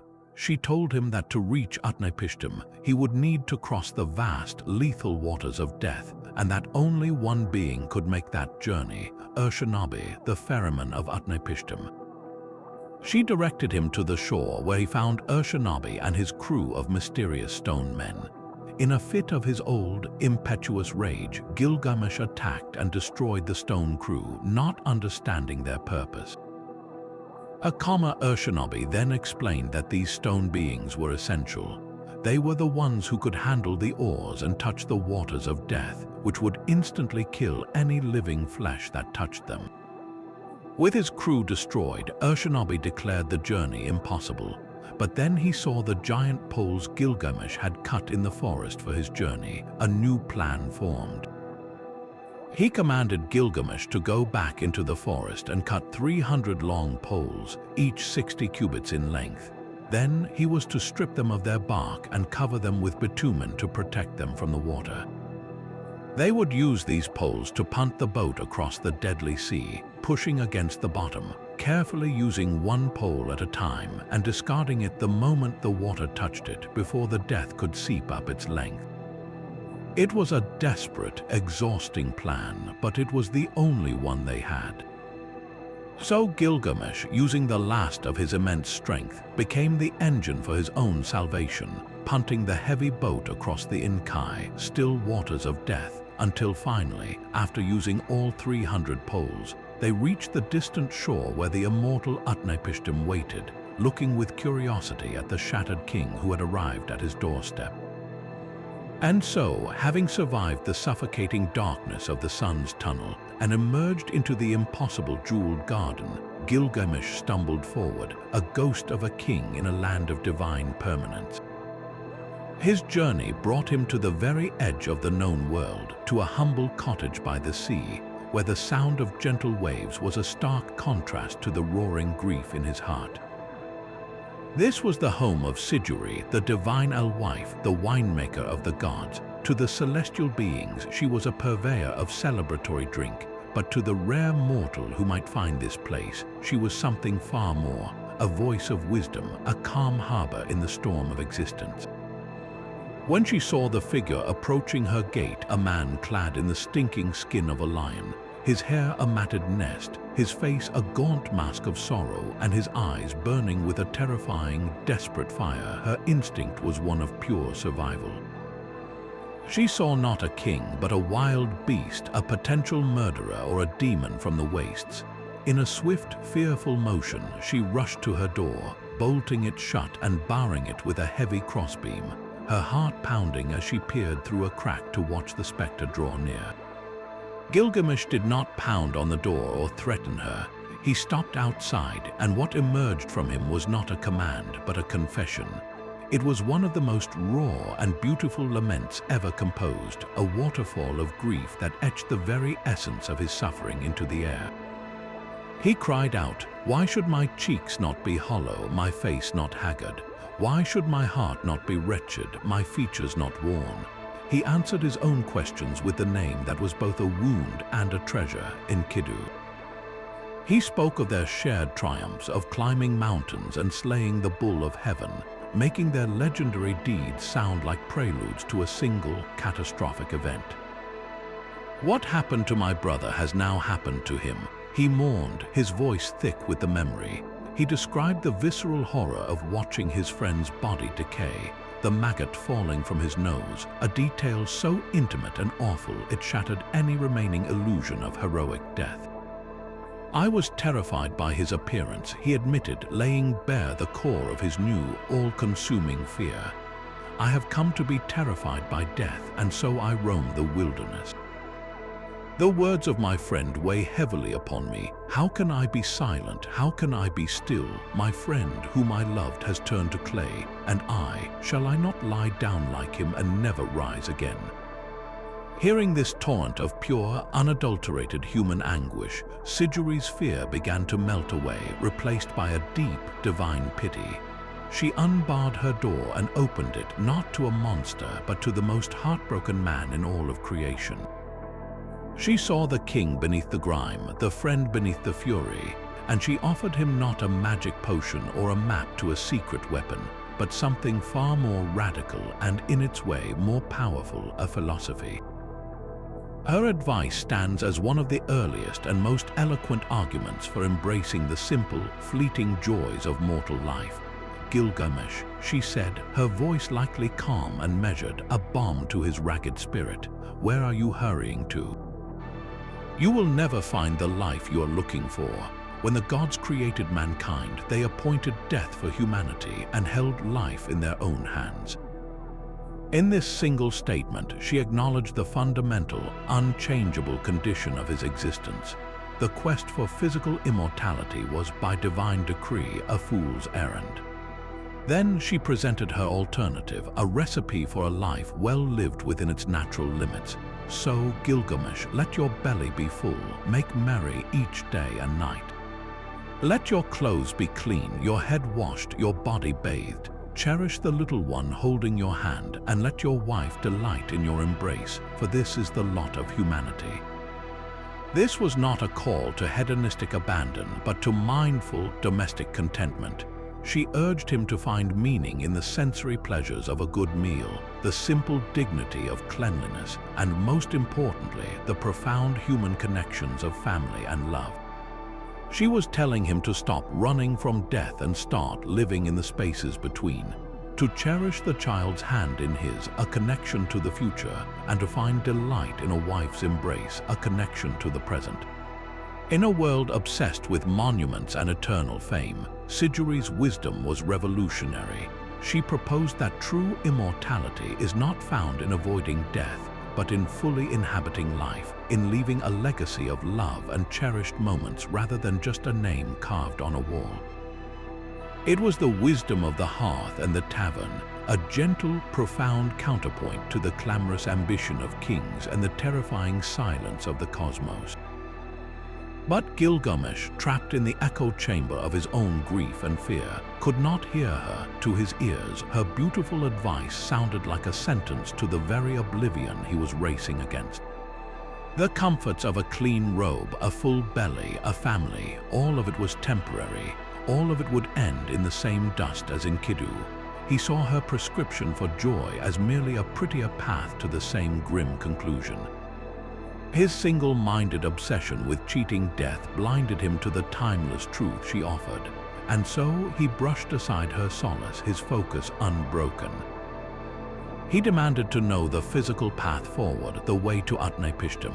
Seeing that his despair was a fortress she could not breach with reason, Siduri, the compassionate realist, relented.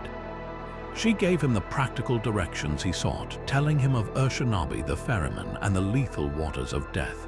In doing so, she became a pivotal hinge in the epic, the voice of a road not taken. She offered Gilgamesh the chance to heal, to find a new kind of peace, but he was not yet ready to lay down his burden. His journey into the depths of his own terror had to continue. Following Siduri's directions, Gilgamesh arrived at a desolate shore where the water met the sky in a featureless, gray expanse. There he found Urshanabi, the ferryman of the immortal Utnapishtim, standing beside his boat. Initially, Urshanabi's crew was not made of living men, but of strange, animate stone figures who could handle the oars without being harmed by the lethal water they traversed. But Gilgamesh, in his raw, impatient grief, saw them as obstacles or monsters, and in a sudden burst of his old, untamed rage, he attacked and shattered the stone crew into fragments. It was a catastrophic mistake, born of desperation rather than malice. When the dust settled, a calmer Urshanabi surveyed the damage and delivered the grim news. The stone beings were essential. They were the only ones who could touch the oars and navigate the deadly expanse ahead. With his crew destroyed, the journey to Utnapishtim was, for all practical purposes, impossible. Gilgamesh's quest seemed to have reached a sudden, disappointing end on this lonely beach, all because he could not control the tempest within his own heart. Yet, where divine magic had failed, human ingenuity and sheer, brute force offered a desperate alternative. Urshanabi, observing the giant poles Gilgamesh had cut in the forest for his journey, conceived of a new, audacious plan. He commanded the king to return to the woods and cut 300 long poles, each one 60 cubits in length, a monumental task for any mortal. Gilgamesh, with the relentless energy that had once built the walls of Uruk, set to work. He felled the trees, stripped them of their bark, and then, crucially, coated each one with a thick layer of bitumen, a natural tar that would provide a temporary seal against the deadly water.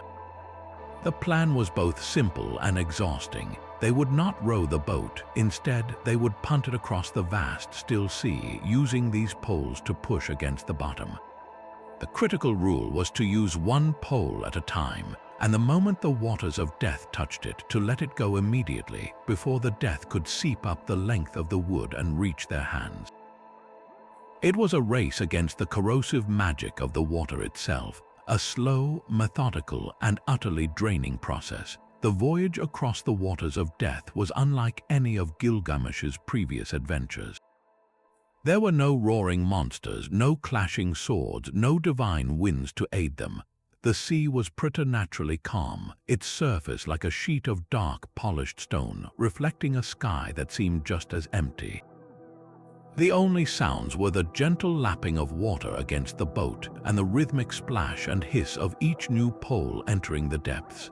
It was a journey of profound silence and unbearable suspense, where every movement was measured and every second carried the risk of an instant, ignoble death. Gilgamesh, the great king, became a laborer, driving pole after pole into the abyss, his muscles burning with the strain, his mind focused solely on the repetitive, vital task. He could not afford a moment of distraction, a single lapse into the grief that had driven him here. This quiet, grueling work was a form of purification, stripping away his royal pride and reducing him to his most essential self, a man fighting with every ounce of his strength for a chance to confront his own mortality. One by one, the poles were consumed. The bitumen would sizzle for a moment when it touched the water, and then Gilgamesh would release his grip, watching the long shaft vanish into the darkness below. It was a tangible countdown to their destination, and a stark metaphor for the very thing Gilgamesh sought to overcome: the slow, steady, inevitable consumption of all things by death. After using all 300 poles, their energy spent and their hands aching, the silhouette of a distant shore finally materialized in the haze. They had arrived. Standing on that far bank was a figure who looked not like a radiant god, but like an ordinary, aged man. This was Utnapishtim, the faraway, the one who had survived the great deluge and been granted eternal life by the gods. He watched with a quiet, knowing curiosity as the battered boat carrying the shattered king drifted to a halt. Gilgamesh had crossed the ultimate barrier, but as he stepped onto the land of the immortal, he was about to discover that the greatest challenge lay not in the journey, but in the conversation that was to come. He was finally face to face with the keeper of the secret, but the secret itself was not what he had imagined it to be. Stepping onto that foreign shore, Gilgamesh stood before the man he had crossed the world to find, the one mortal who had escaped the common fate. But Utnapishtim was not what he expected. The immortal looked like any other elderly man, weathered by time, his eyes holding a deep, unsettling calm. He observed the ragged king, this figure clad in a lion's skin, his body still trembling from the exertion of punting across the waters of death, and he saw not a hero, but a mirror of his own ancient past, a man consumed by a terror he could not outrun. Before Gilgamesh could even pour out his desperate plea for the secret of eternal life, Utnapishtim posed a simple, cutting question. Why are your cheeks so hollow, your face so haggard? Why is there such sorrow in your heart? Why do you look like a man who has been wandering the wilderness? Why is there so much grief in your belly? And why does your face look like one who has come from a long journey? It was a question that forced Gilgamesh to confront the visible evidence of his own suffering, to give voice to the pain that had driven him to the ends of the earth.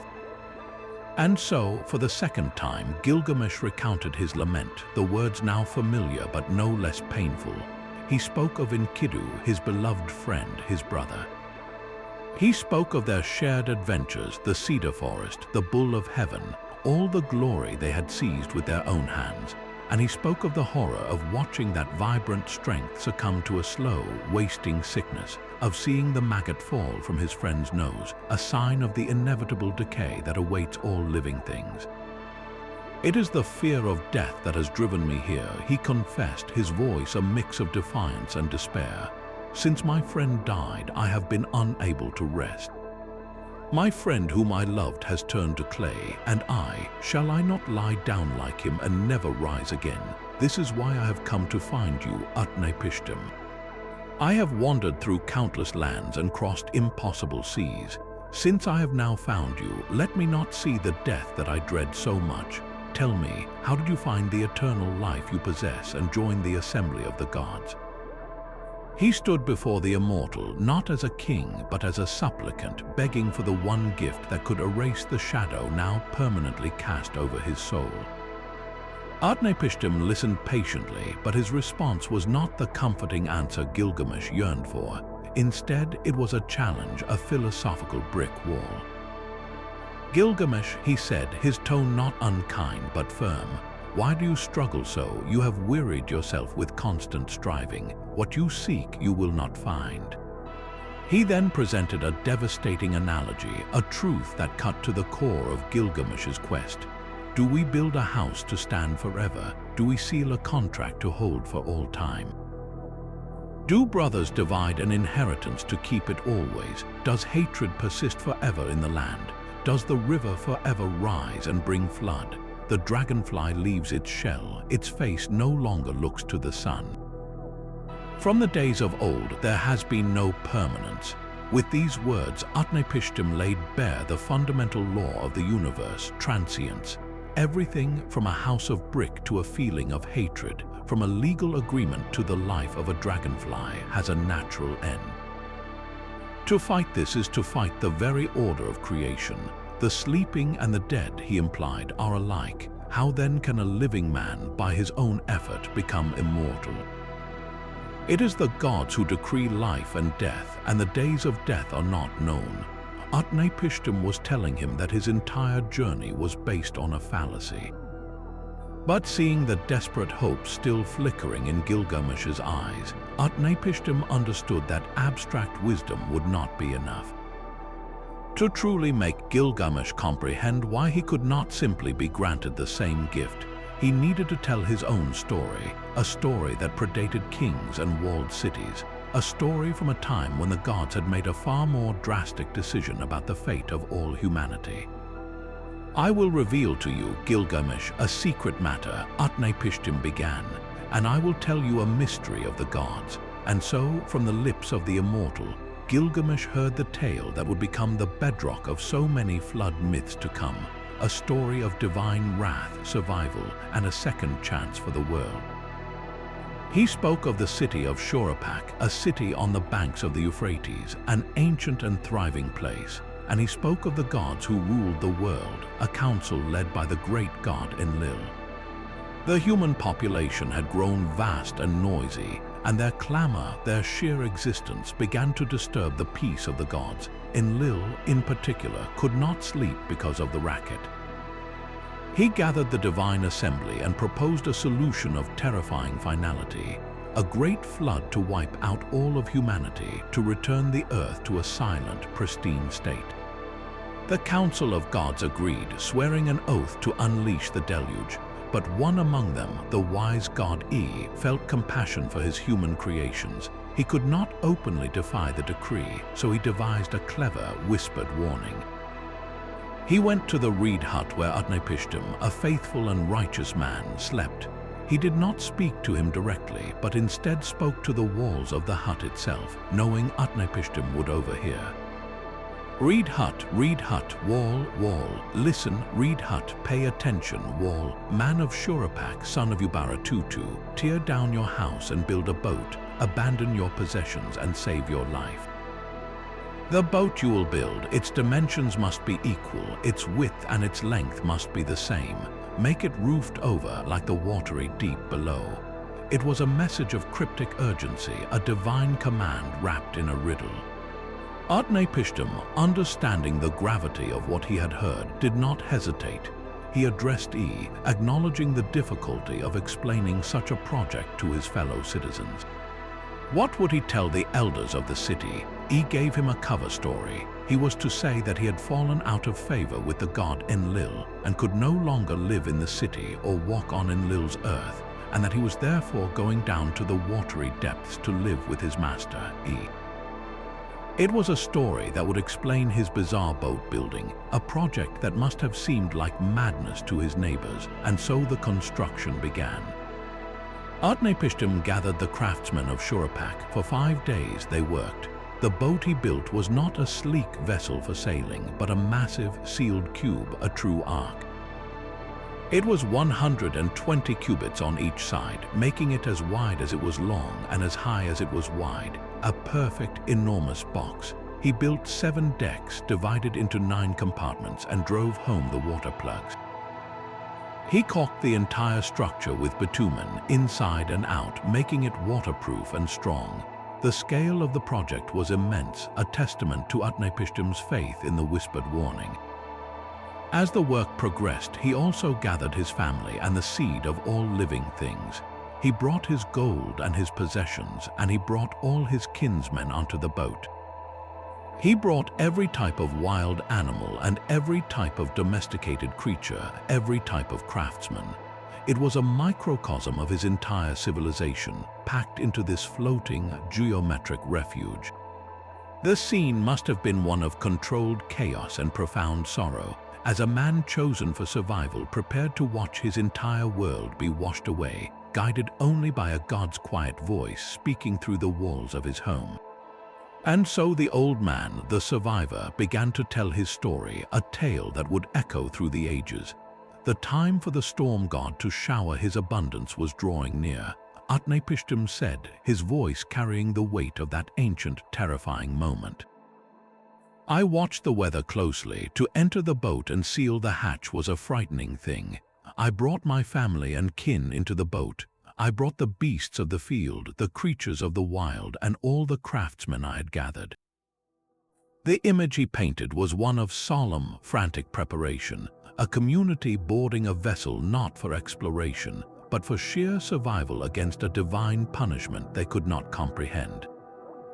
Then at the first hint of dawn, a massive black cloud appeared on the horizon. Within it, the storm god Adad thundered. The vanguard of the storm marched ahead, and then the true deluge began. The gods themselves, those who had decreed this annihilation, were thrown into terror by the very force they had unleashed. They retreated to the highest heaven, cowering like dogs, and pressed themselves against the outer wall, the goddess Ishtar crying out like a woman in labor, her voice a shriek of regret. How could I, in the gods' assembly, have ordered such destruction? How could I have consented to the ruin of my people? Now they fill the sea like the spawn of fish. Her lament was a piercing note of divine remorse, a recognition that the solution had become a horror far greater than the original problem of human noise. For 6 days and 7 nights the flood wind blew, the tempest raged, and the deluge swept over the land. The storm was so immense that it flattened everything, making the most distinct landscapes indistinguishable. On the 7th day, the storm, which had fought like a great army against the earth, finally began to calm. The sea grew still, the tempest quieted, and the flood ceased its onslaught. Utnapishtim, sealed inside his pitch-black, lurching ark, looked out upon the water. All of humanity had turned to clay. He whispered, the memory still vivid. The landscape was as flat as a rooftop, utterly featureless. He opened a hatch and the sunlight fell upon his face. The sight that met his eyes was one of absolute, soul-crushing desolation. There was no land, no life, no sound, just a vast, endless expanse of water, a world returned to its primordial, liquid state. He sat down and wept, the tears streaming down his face as he looked over this immense, silent graveyard that had once been a world teeming with people, cities, and life. After a time, a single peak emerged from the retreating waters, the mountain of Nisir. The boat grounded upon its slopes, holding fast and refusing to drift for 6 more days. On the 7th day, Utnapishtim knew he had to test the world outside. He released a dove, letting it fly away, but the dove, finding no place to rest, returned to the ark. He then released a swallow, and it too found no perch and came back to him. Finally, he released a raven. The raven flew away, and seeing that the waters had receded, it found food, began to caw, and did not return. It was the sign he had been waiting for. He then set free all the animals he had carried and made an offering to the gods. He poured out a libation on the peak of the mountain, setting out 14 cult vessels, reeds, cedar, and myrtle beneath them. The gods, who had been starved for the scent of a sacrifice, the tangible evidence of human devotion, smelled the sweet aroma. They crowded around the offering like flies, drawn by this first act of worship from the new world. It was then that the goddess Ishtar arrived, lifting the great lapis lazuli necklace that Anu had made for her, and she swore by it. "Let these days be remembered, let them never be forgotten," she declared. "Let the gods come to the offering, but let Enlil not come, for he, without considering, brought on the flood and consigned my people to destruction." When Enlil finally did arrive and saw the boat, he was filled with wrath. His anger blazed. What? A soul has escaped. No man was to survive the annihilation. But the god E, the clever one who had whispered the warning, intervened. He spoke with wisdom and gentle reproach. How could you, without considering, bring on this flood? Punish the sinner for his sin, punish the criminal for his crime, but be lenient lest he be cut off. Instead of bringing on a flood, let lions come and diminish the people. Instead of bringing on a flood, let famine come and devastate the land. Instead of bringing on a flood, let plague come and strike the people. It was not I who revealed the secret of the great gods. I only let a dream come to Utnapishtim, and thus he learned the secret of the gods. Now take counsel concerning him. Hearing this, Enlil's heart cooled. He was moved by the justice of E's words. He went up into the boat, took Utnapishtim and his wife by the hands, and brought them to kneel between them. He touched their foreheads and blessed them. Until now, Utnapishtim was only human, but now Utnapishtim and his wife shall be like us, the gods. He shall dwell far away at the mouth of the rivers. And so they took him to live there in that distant place, granting him the eternal life that Gilgamesh now so desperately sought. This story, told in the quiet rhythm of an ancient survivor, resonates with a profound and haunting familiarity. The parallels to other great flood narratives, like the story of Noah in the book of Genesis, are unmistakable and deeply comforting in their shared human experience. In both, a single righteous man is chosen. In both, a divinely commanded vessel is built to precise specifications to weather the cataclysm. In both, the animals are saved 2 by 2 in one telling as the seed of all life. In both, the ark comes to rest on a mountain as the waters recede, and in both, the release of birds, a dove and a raven, becomes the beautiful, symbolic test for the return of life to the earth. These are not mere coincidences of plagiarism, but rather the fingerprints of a foundational story that was told and retold for millennia across the ancient Near East, adapted and refined by different cultures, each adding their own nuances to a shared memory of a world made clean by water. The Mesopotamian version, however, carries its own distinct texture. The gods here are not a single omnipotent deity, but a squabbling, emotional council, capable of both collective rashness and individual compassion. Their regret is palpable. Ishtar's grief and E's clever defiance add layers of moral complexity to the narrative, making it not just a story of punishment, but a story of divine error and the value of a single righteous life. Having shared the monumental secret of the flood, the old immortal looked upon the desperate king with a gaze that was both stern and pitying. He had laid bare the extraordinary, one-time circumstances that led to his own eternal life, a gift from the gods born from their collective remorse, a singular event that could never be replicated. Yet he could see the unextinguished hope still burning in Gilgamesh's eyes, the stubborn belief that some test or trick remained. And so Utnapishtim offered him one, a challenge so deceptively simple that its profound meaning would only become clear in the failing. "Very well, Gilgamesh," he said. "Since you have journeyed this far and your heart still strives, I will put you to a test. If you wish to conquer death, first show me you can conquer sleep. For 6 days and 7 nights you must remain awake. Do not succumb to slumber, not even for a moment. This was not a frivolous game. In the ancient worldview, sleep was the little brother of death. Each night, human consciousness descended into a dark, powerless state that mimicked the permanent stillness of the grave. To stay awake was to defiantly hold onto one's vitality, to prove a mastery over the body's most basic surrender. If Gilgamesh could not even command his own waking state, how could he possibly hope to command an eternal one? Gilgamesh, weary to his very bones from his epic journey, accepted the challenge with the last flicker of his kingly resolve. He sat down on the shore, his back straight, his eyes fixed on the horizon, determined to prove his worth. He would show this immortal that his will was as strong as his body had once been. The first hours passed, then the first day. The lapping of the waves was a gentle, rhythmic lullaby. The cry of distant gulls seemed to stretch into long, drowsy notes. The sun marched across the sky and dipped below the water, replaced by a blanket of stars. Gilgamesh fought against the weight settling upon his eyelids. He focused on his grief for Enkidu, using the sharp pain of that memory as a spike of adrenaline to keep him alert. He recited his own deeds in his mind, the battles with Humbaba and the Bull of Heaven, trying to rekindle the fire of his former glory. But his body, pushed beyond all human limits by his travels and his sorrow, was a heavy, betraying vessel. The stillness was a trap. Without the need to run, to fight, to punt a boat across a deadly sea, his exhausted system began to shut down. The very act of sitting still, of having finally reached his destination, stripped away the frantic energy that had sustained him. His head, held high for so long, began to nod. He did not simply doze off. The epic describes his failure with a beautiful and poignant metaphor. As he sat fighting sleep, a mist, like the breath of the deep, began to rise from the surface of the water.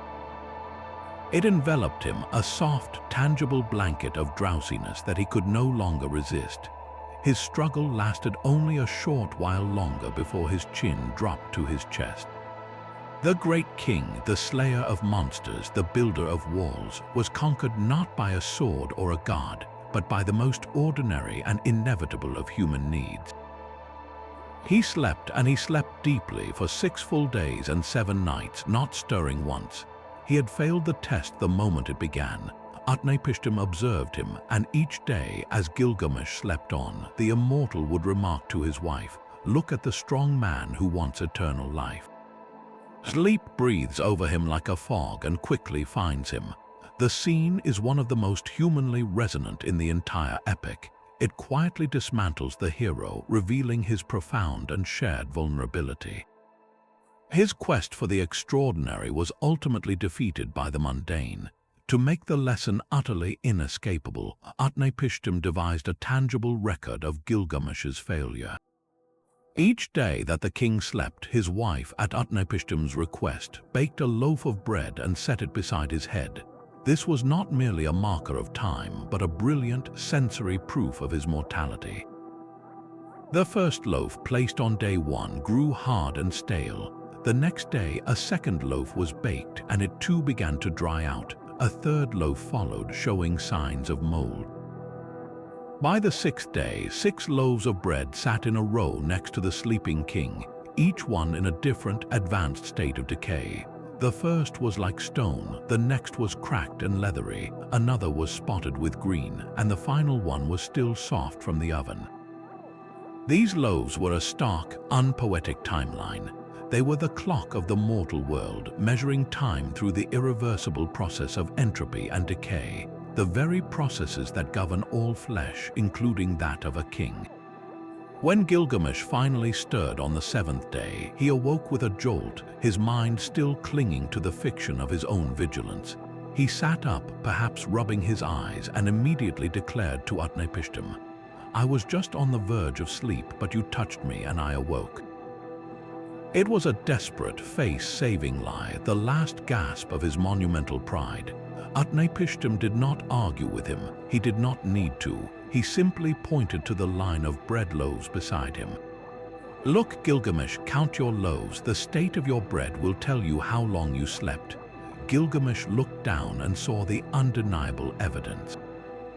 He saw the first rock-hard loaf from a week ago and the sequence of decay leading to the fresh one from that very morning. The physical proof was humiliating and devastating. He had not been on the verge of sleep. He had been utterly claimed by it for days on end. In that moment, the full weight of the lesson crashed down upon him. He who sought to escape time itself could not even stay conscious through 7 of its days. The decaying bread was a mirror of his own body, a thing that ages and changes from one moment to the next, no matter how fiercely the will inside it rebels. His failure was a quiet, profound demonstration that he was inextricably bound to the laws of the natural world, a creature of cycles and needs, not a being of pure spirit who could transcend them. The quest for physical immortality was over. He was and would always be a man.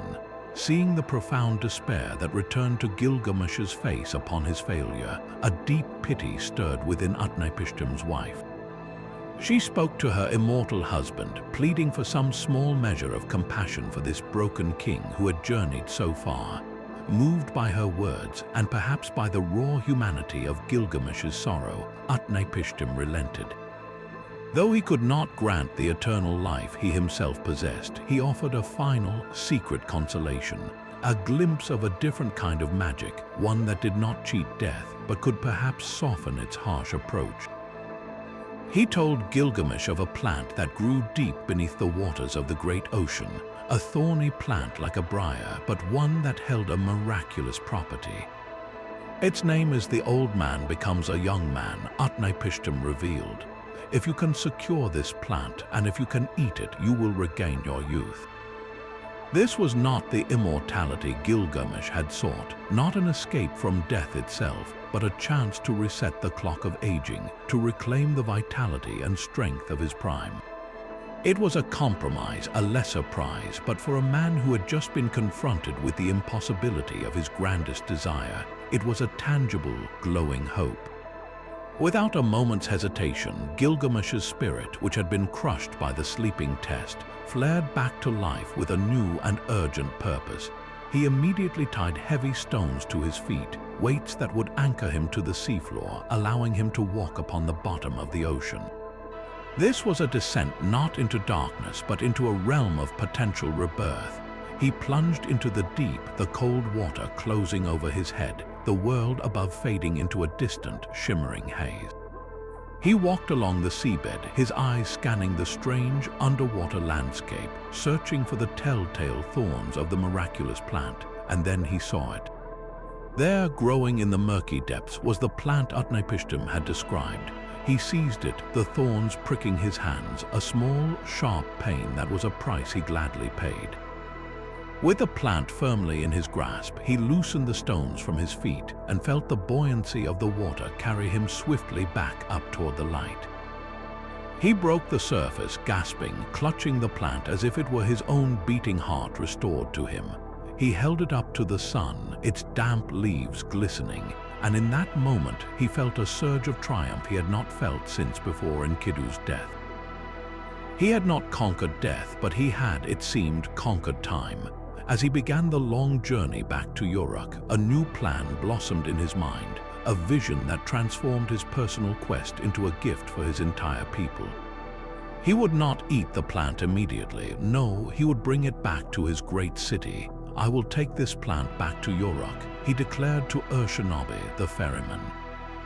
"I will give it to the elders to eat. They will test its power first. Its name shall be the old man becomes a young man. I too will eat it, and I will return to the youth I have lost." This was a significant evolution in his character. The Gilgamesh who had once tyrannized his city now dreamed of sharing this miraculous rejuvenation with its elders, of turning his personal salvation into a communal blessing. He saw the plant not just as a cure for his own grief and fear, but as a way to heal the entire city, to reverse the relentless march of time for all his people. It was a kingly thought, a sign that his journey, for all its failure, had indeed changed him, softening his monumental ego into a sense of shared destiny. The journey home was long, and after the immense exertions of his quest, Gilgamesh was covered in the grime of the road and the salt of the sea. Eventually, he and Uruk came upon a tranquil, fresh water spring, a clear, inviting pool shaded by trees. The cool, clean water was an irresistible temptation. Gilgamesh decided to stop and bathe, to wash away the physical residue of his epic struggle before returning to his city in a state of purity. He placed the precious plant carefully on the bank within sight and waded into the refreshing water. He submerged himself, scrubbing the journey from his skin, perhaps for the first time in a long while feeling a sense of peace, of impending resolution. He had faced the ultimate truth and found a smaller but still magnificent consolation. But the gods, it seems, had one final, cruel lesson to impart about the nature of mortal hopes. While Gilgamesh was immersed in the water, a serpent drawn by the potent, life-giving scent of the plant slithered silently out of its hole in the earth. It approached the unattended prize, and in one swift, decisive moment, it snatched the plant of rejuvenation in its mouth and disappeared back into the undergrowth. By the time Gilgamesh emerged from the spring, clean and refreshed, the plant was gone. All that remained was the faint, slithering trail in the dust where the serpent had been.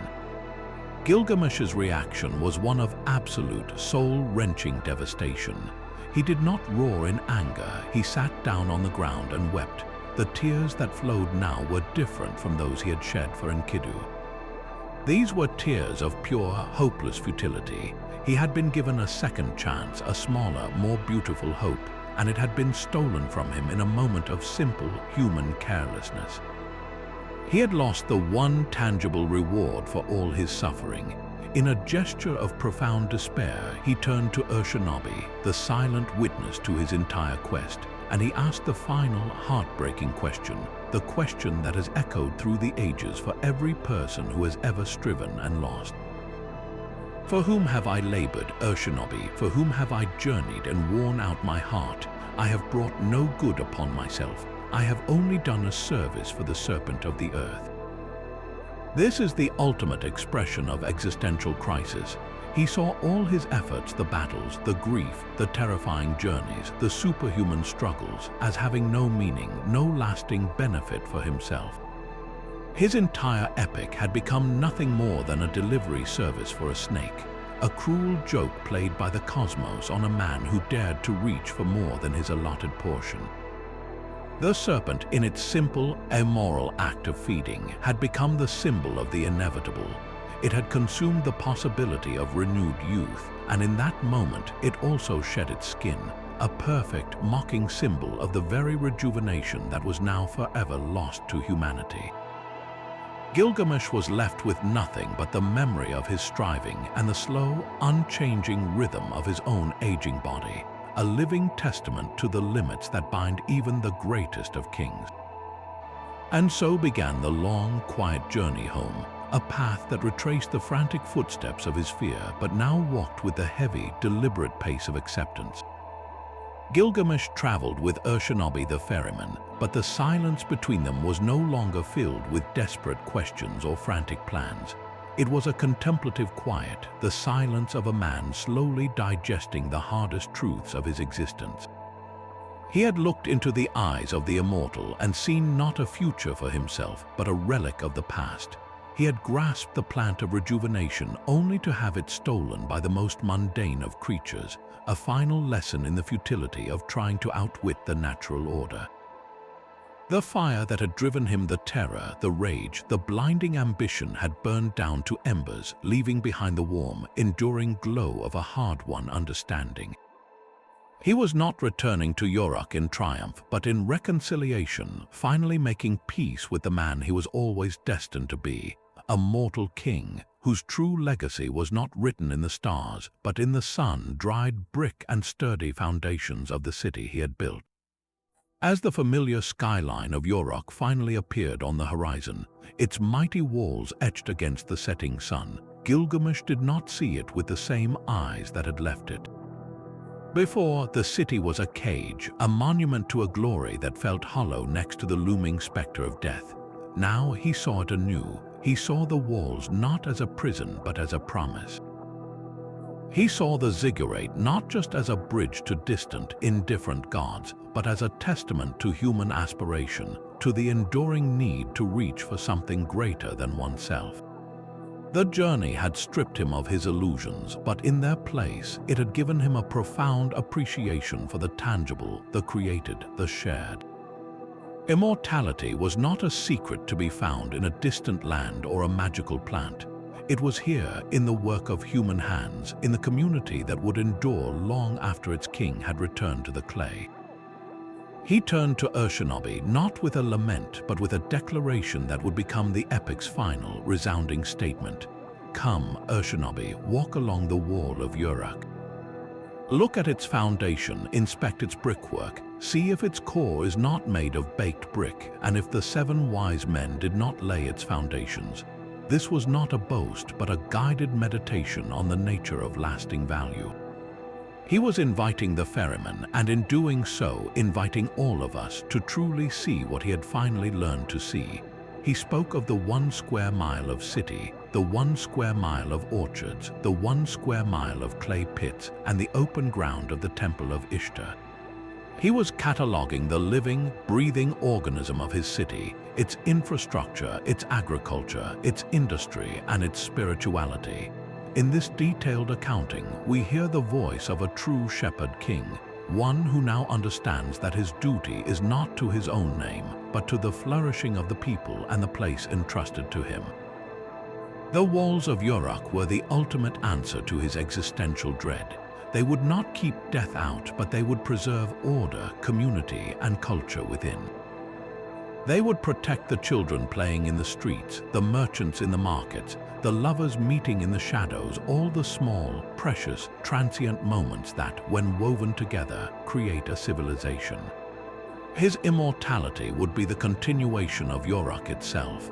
His name would be remembered not because he lived forever, but because he built something that did, in its own way, endure. This final wisdom represents a monumental shift from the heroic ideal of the individual to the civic ideal of the community. The ancient Mesopotamian worldview was fundamentally pragmatic. Life was precarious, subject to the whims of floods, droughts, and capricious gods. The only defense against this chaos was collective human effort, the building of irrigation canals, the storing of grain, and the raising of strong walls. Gilgamesh's initial quest for personal, physical immortality was, in a way, a betrayal of this fundamental cultural principle. It was a selfish, individualistic rebellion. His return and his newfound reverence for the city's walls marks his reintegration into the human fold. He accepts his role not as a god-man who stands above the people, but as the first servant of the city, the one who ensures its walls are strong so that its people can live, love, and die with dignity and purpose. The true epic was not the journey to the ends of the earth, but the construction of Uruk itself, a project that required the labor of thousands, the wisdom of the 7 sages, and the enduring spirit of a people. Gilgamesh finally sees himself as a part of that grand, collaborative project, a single, vital thread in the vast, unending tapestry of human civilization. The story of Gilgamesh does not end with a triumphant feast or a glorious ascension. It ends with a king showing a visitor his city walls. This profoundly quiet, reflective conclusion is its greatest masterpiece. There is no magical transformation, no last-minute reprieve from the gods.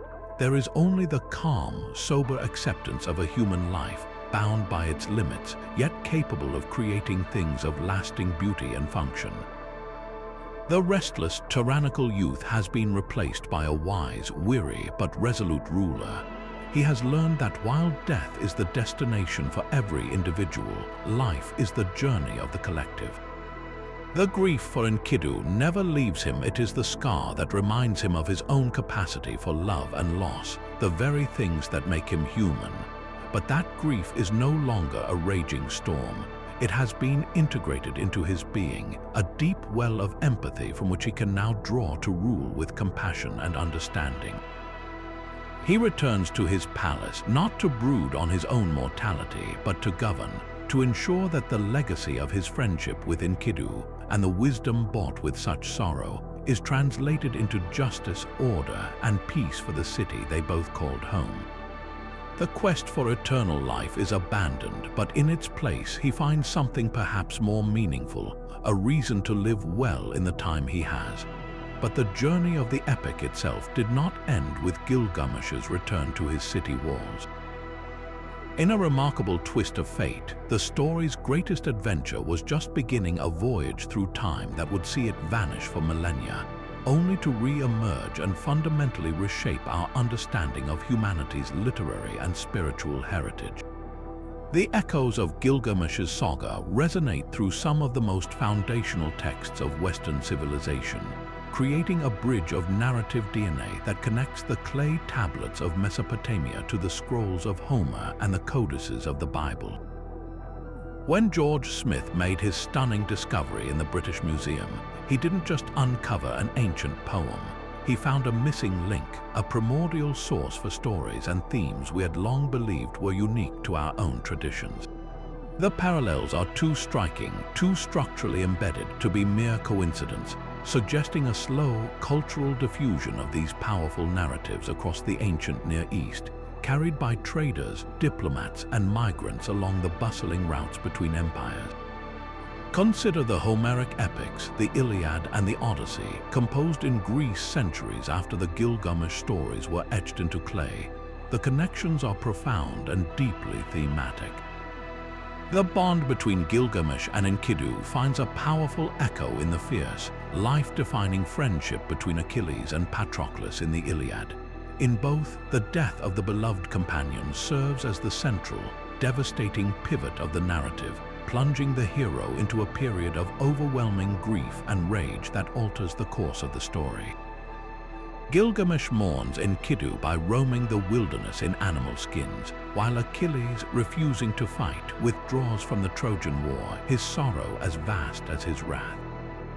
Both heroes are defined by their struggle with mortality. Though they channel it differently, Gilgamesh seeks to escape death, while Achilles chooses a short, glorious life over a long, obscure one, fully aware of the fate he is embracing. Furthermore, the wandering journey of Gilgamesh to the edge of the world, his encounter with the divine alewife Siguri, and his navigation of perilous waters all prefigure the long, arduous nostos or homecoming of Odysseus.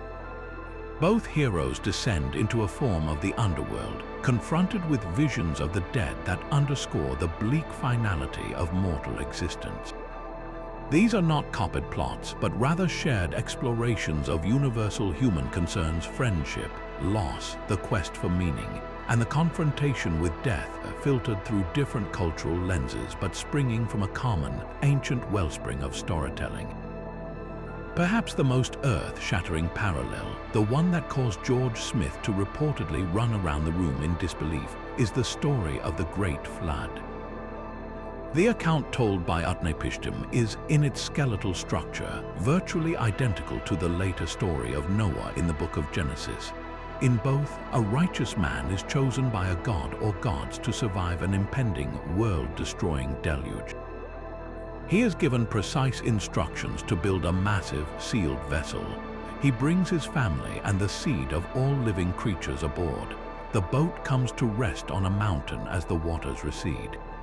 And crucially, he sends out birds, a dove, a swallow, a raven in Gilgamesh, a raven and a dove in Genesis to test for dry land. The discovery of this narrative, centuries older than the earliest known biblical texts, forced a dramatic re-evaluation of religious history.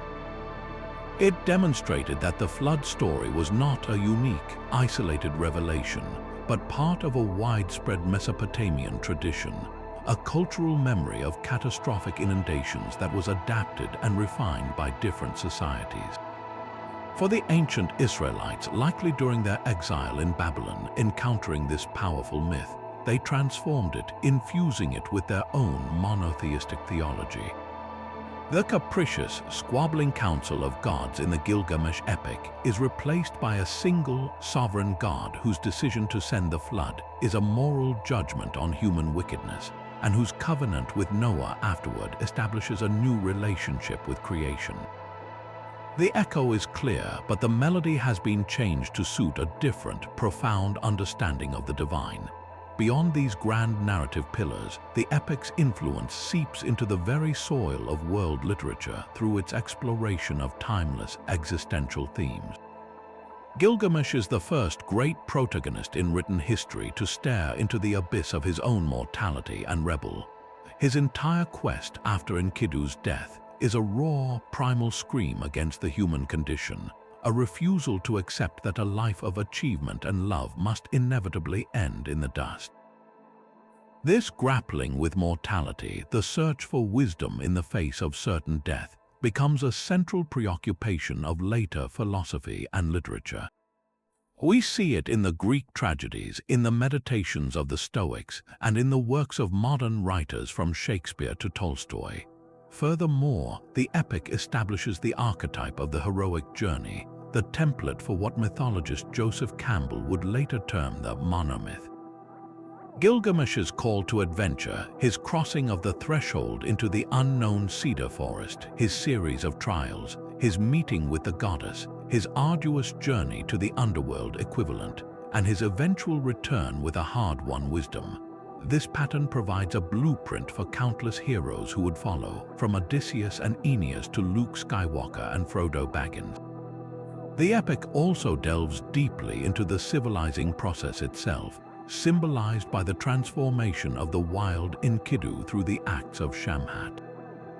This theme of nature versus culture, of the wild man being integrated into society, resonates through stories as diverse as the myth of Romulus and Remus and the legend of Tarzan, exploring the perpetual tension between our primal instincts and the ordered structures of civilization. The legacy of the Epic of Gilgamesh, therefore, is not confined to a museum display case.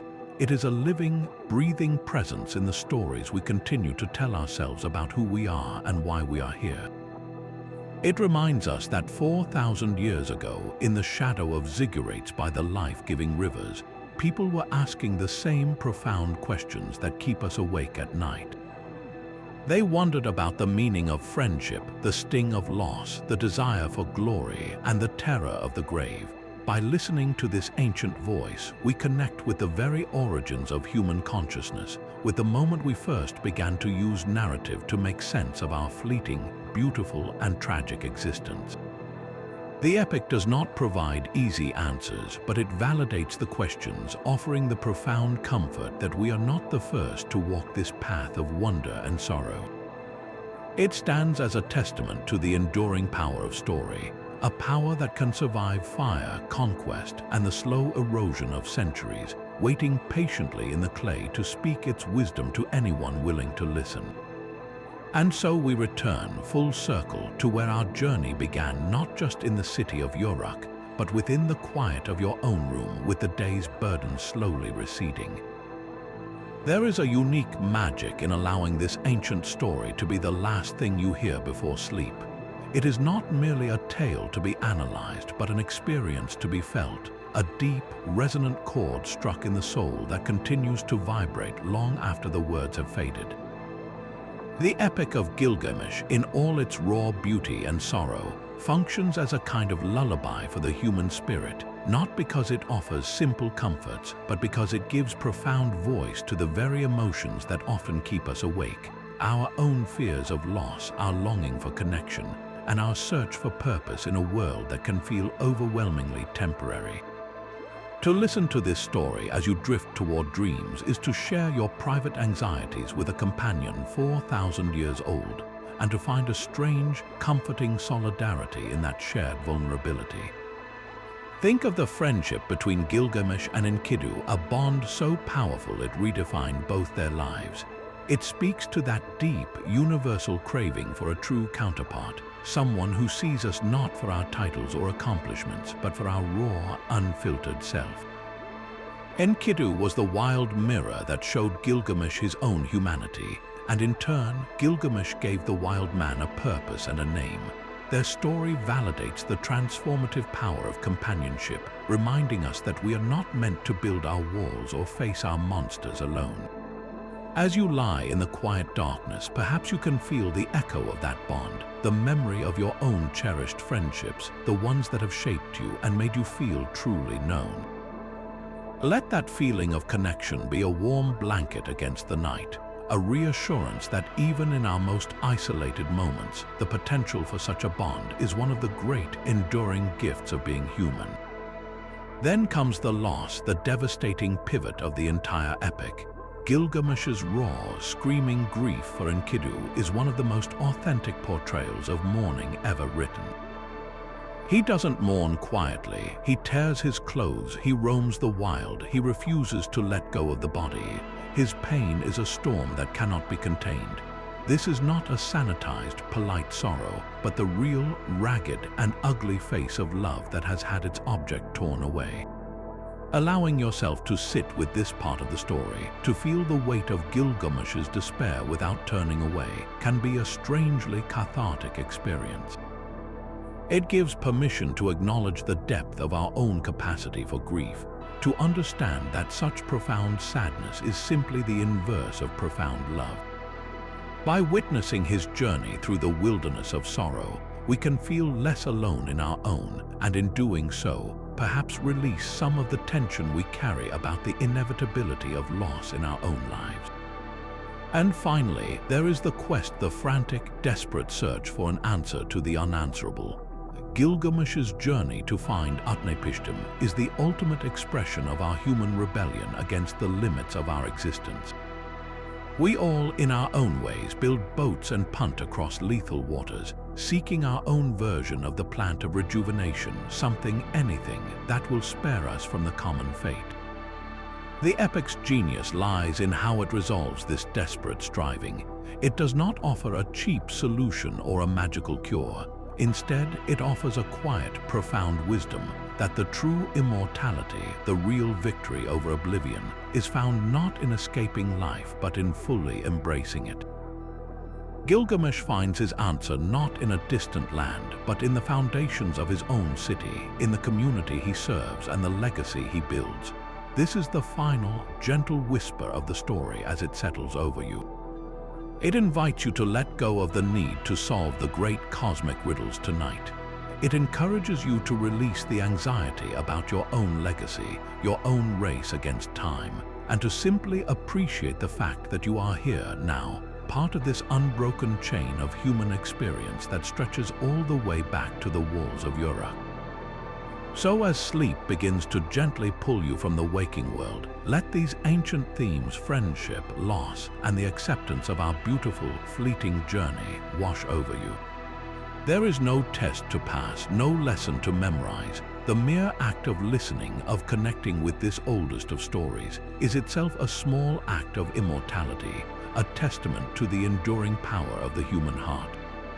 Allow the rhythm of the narrative, the rise and fall of its epic emotions, to lull your mind into a state of peaceful reflection. You have walked with kings and wild men, faced divine bulls and the depths of despair, and returned, as Gilgamesh did, to the quiet truth of your own humanity. Carry that truth with you into your dreams, a quiet companion for the night.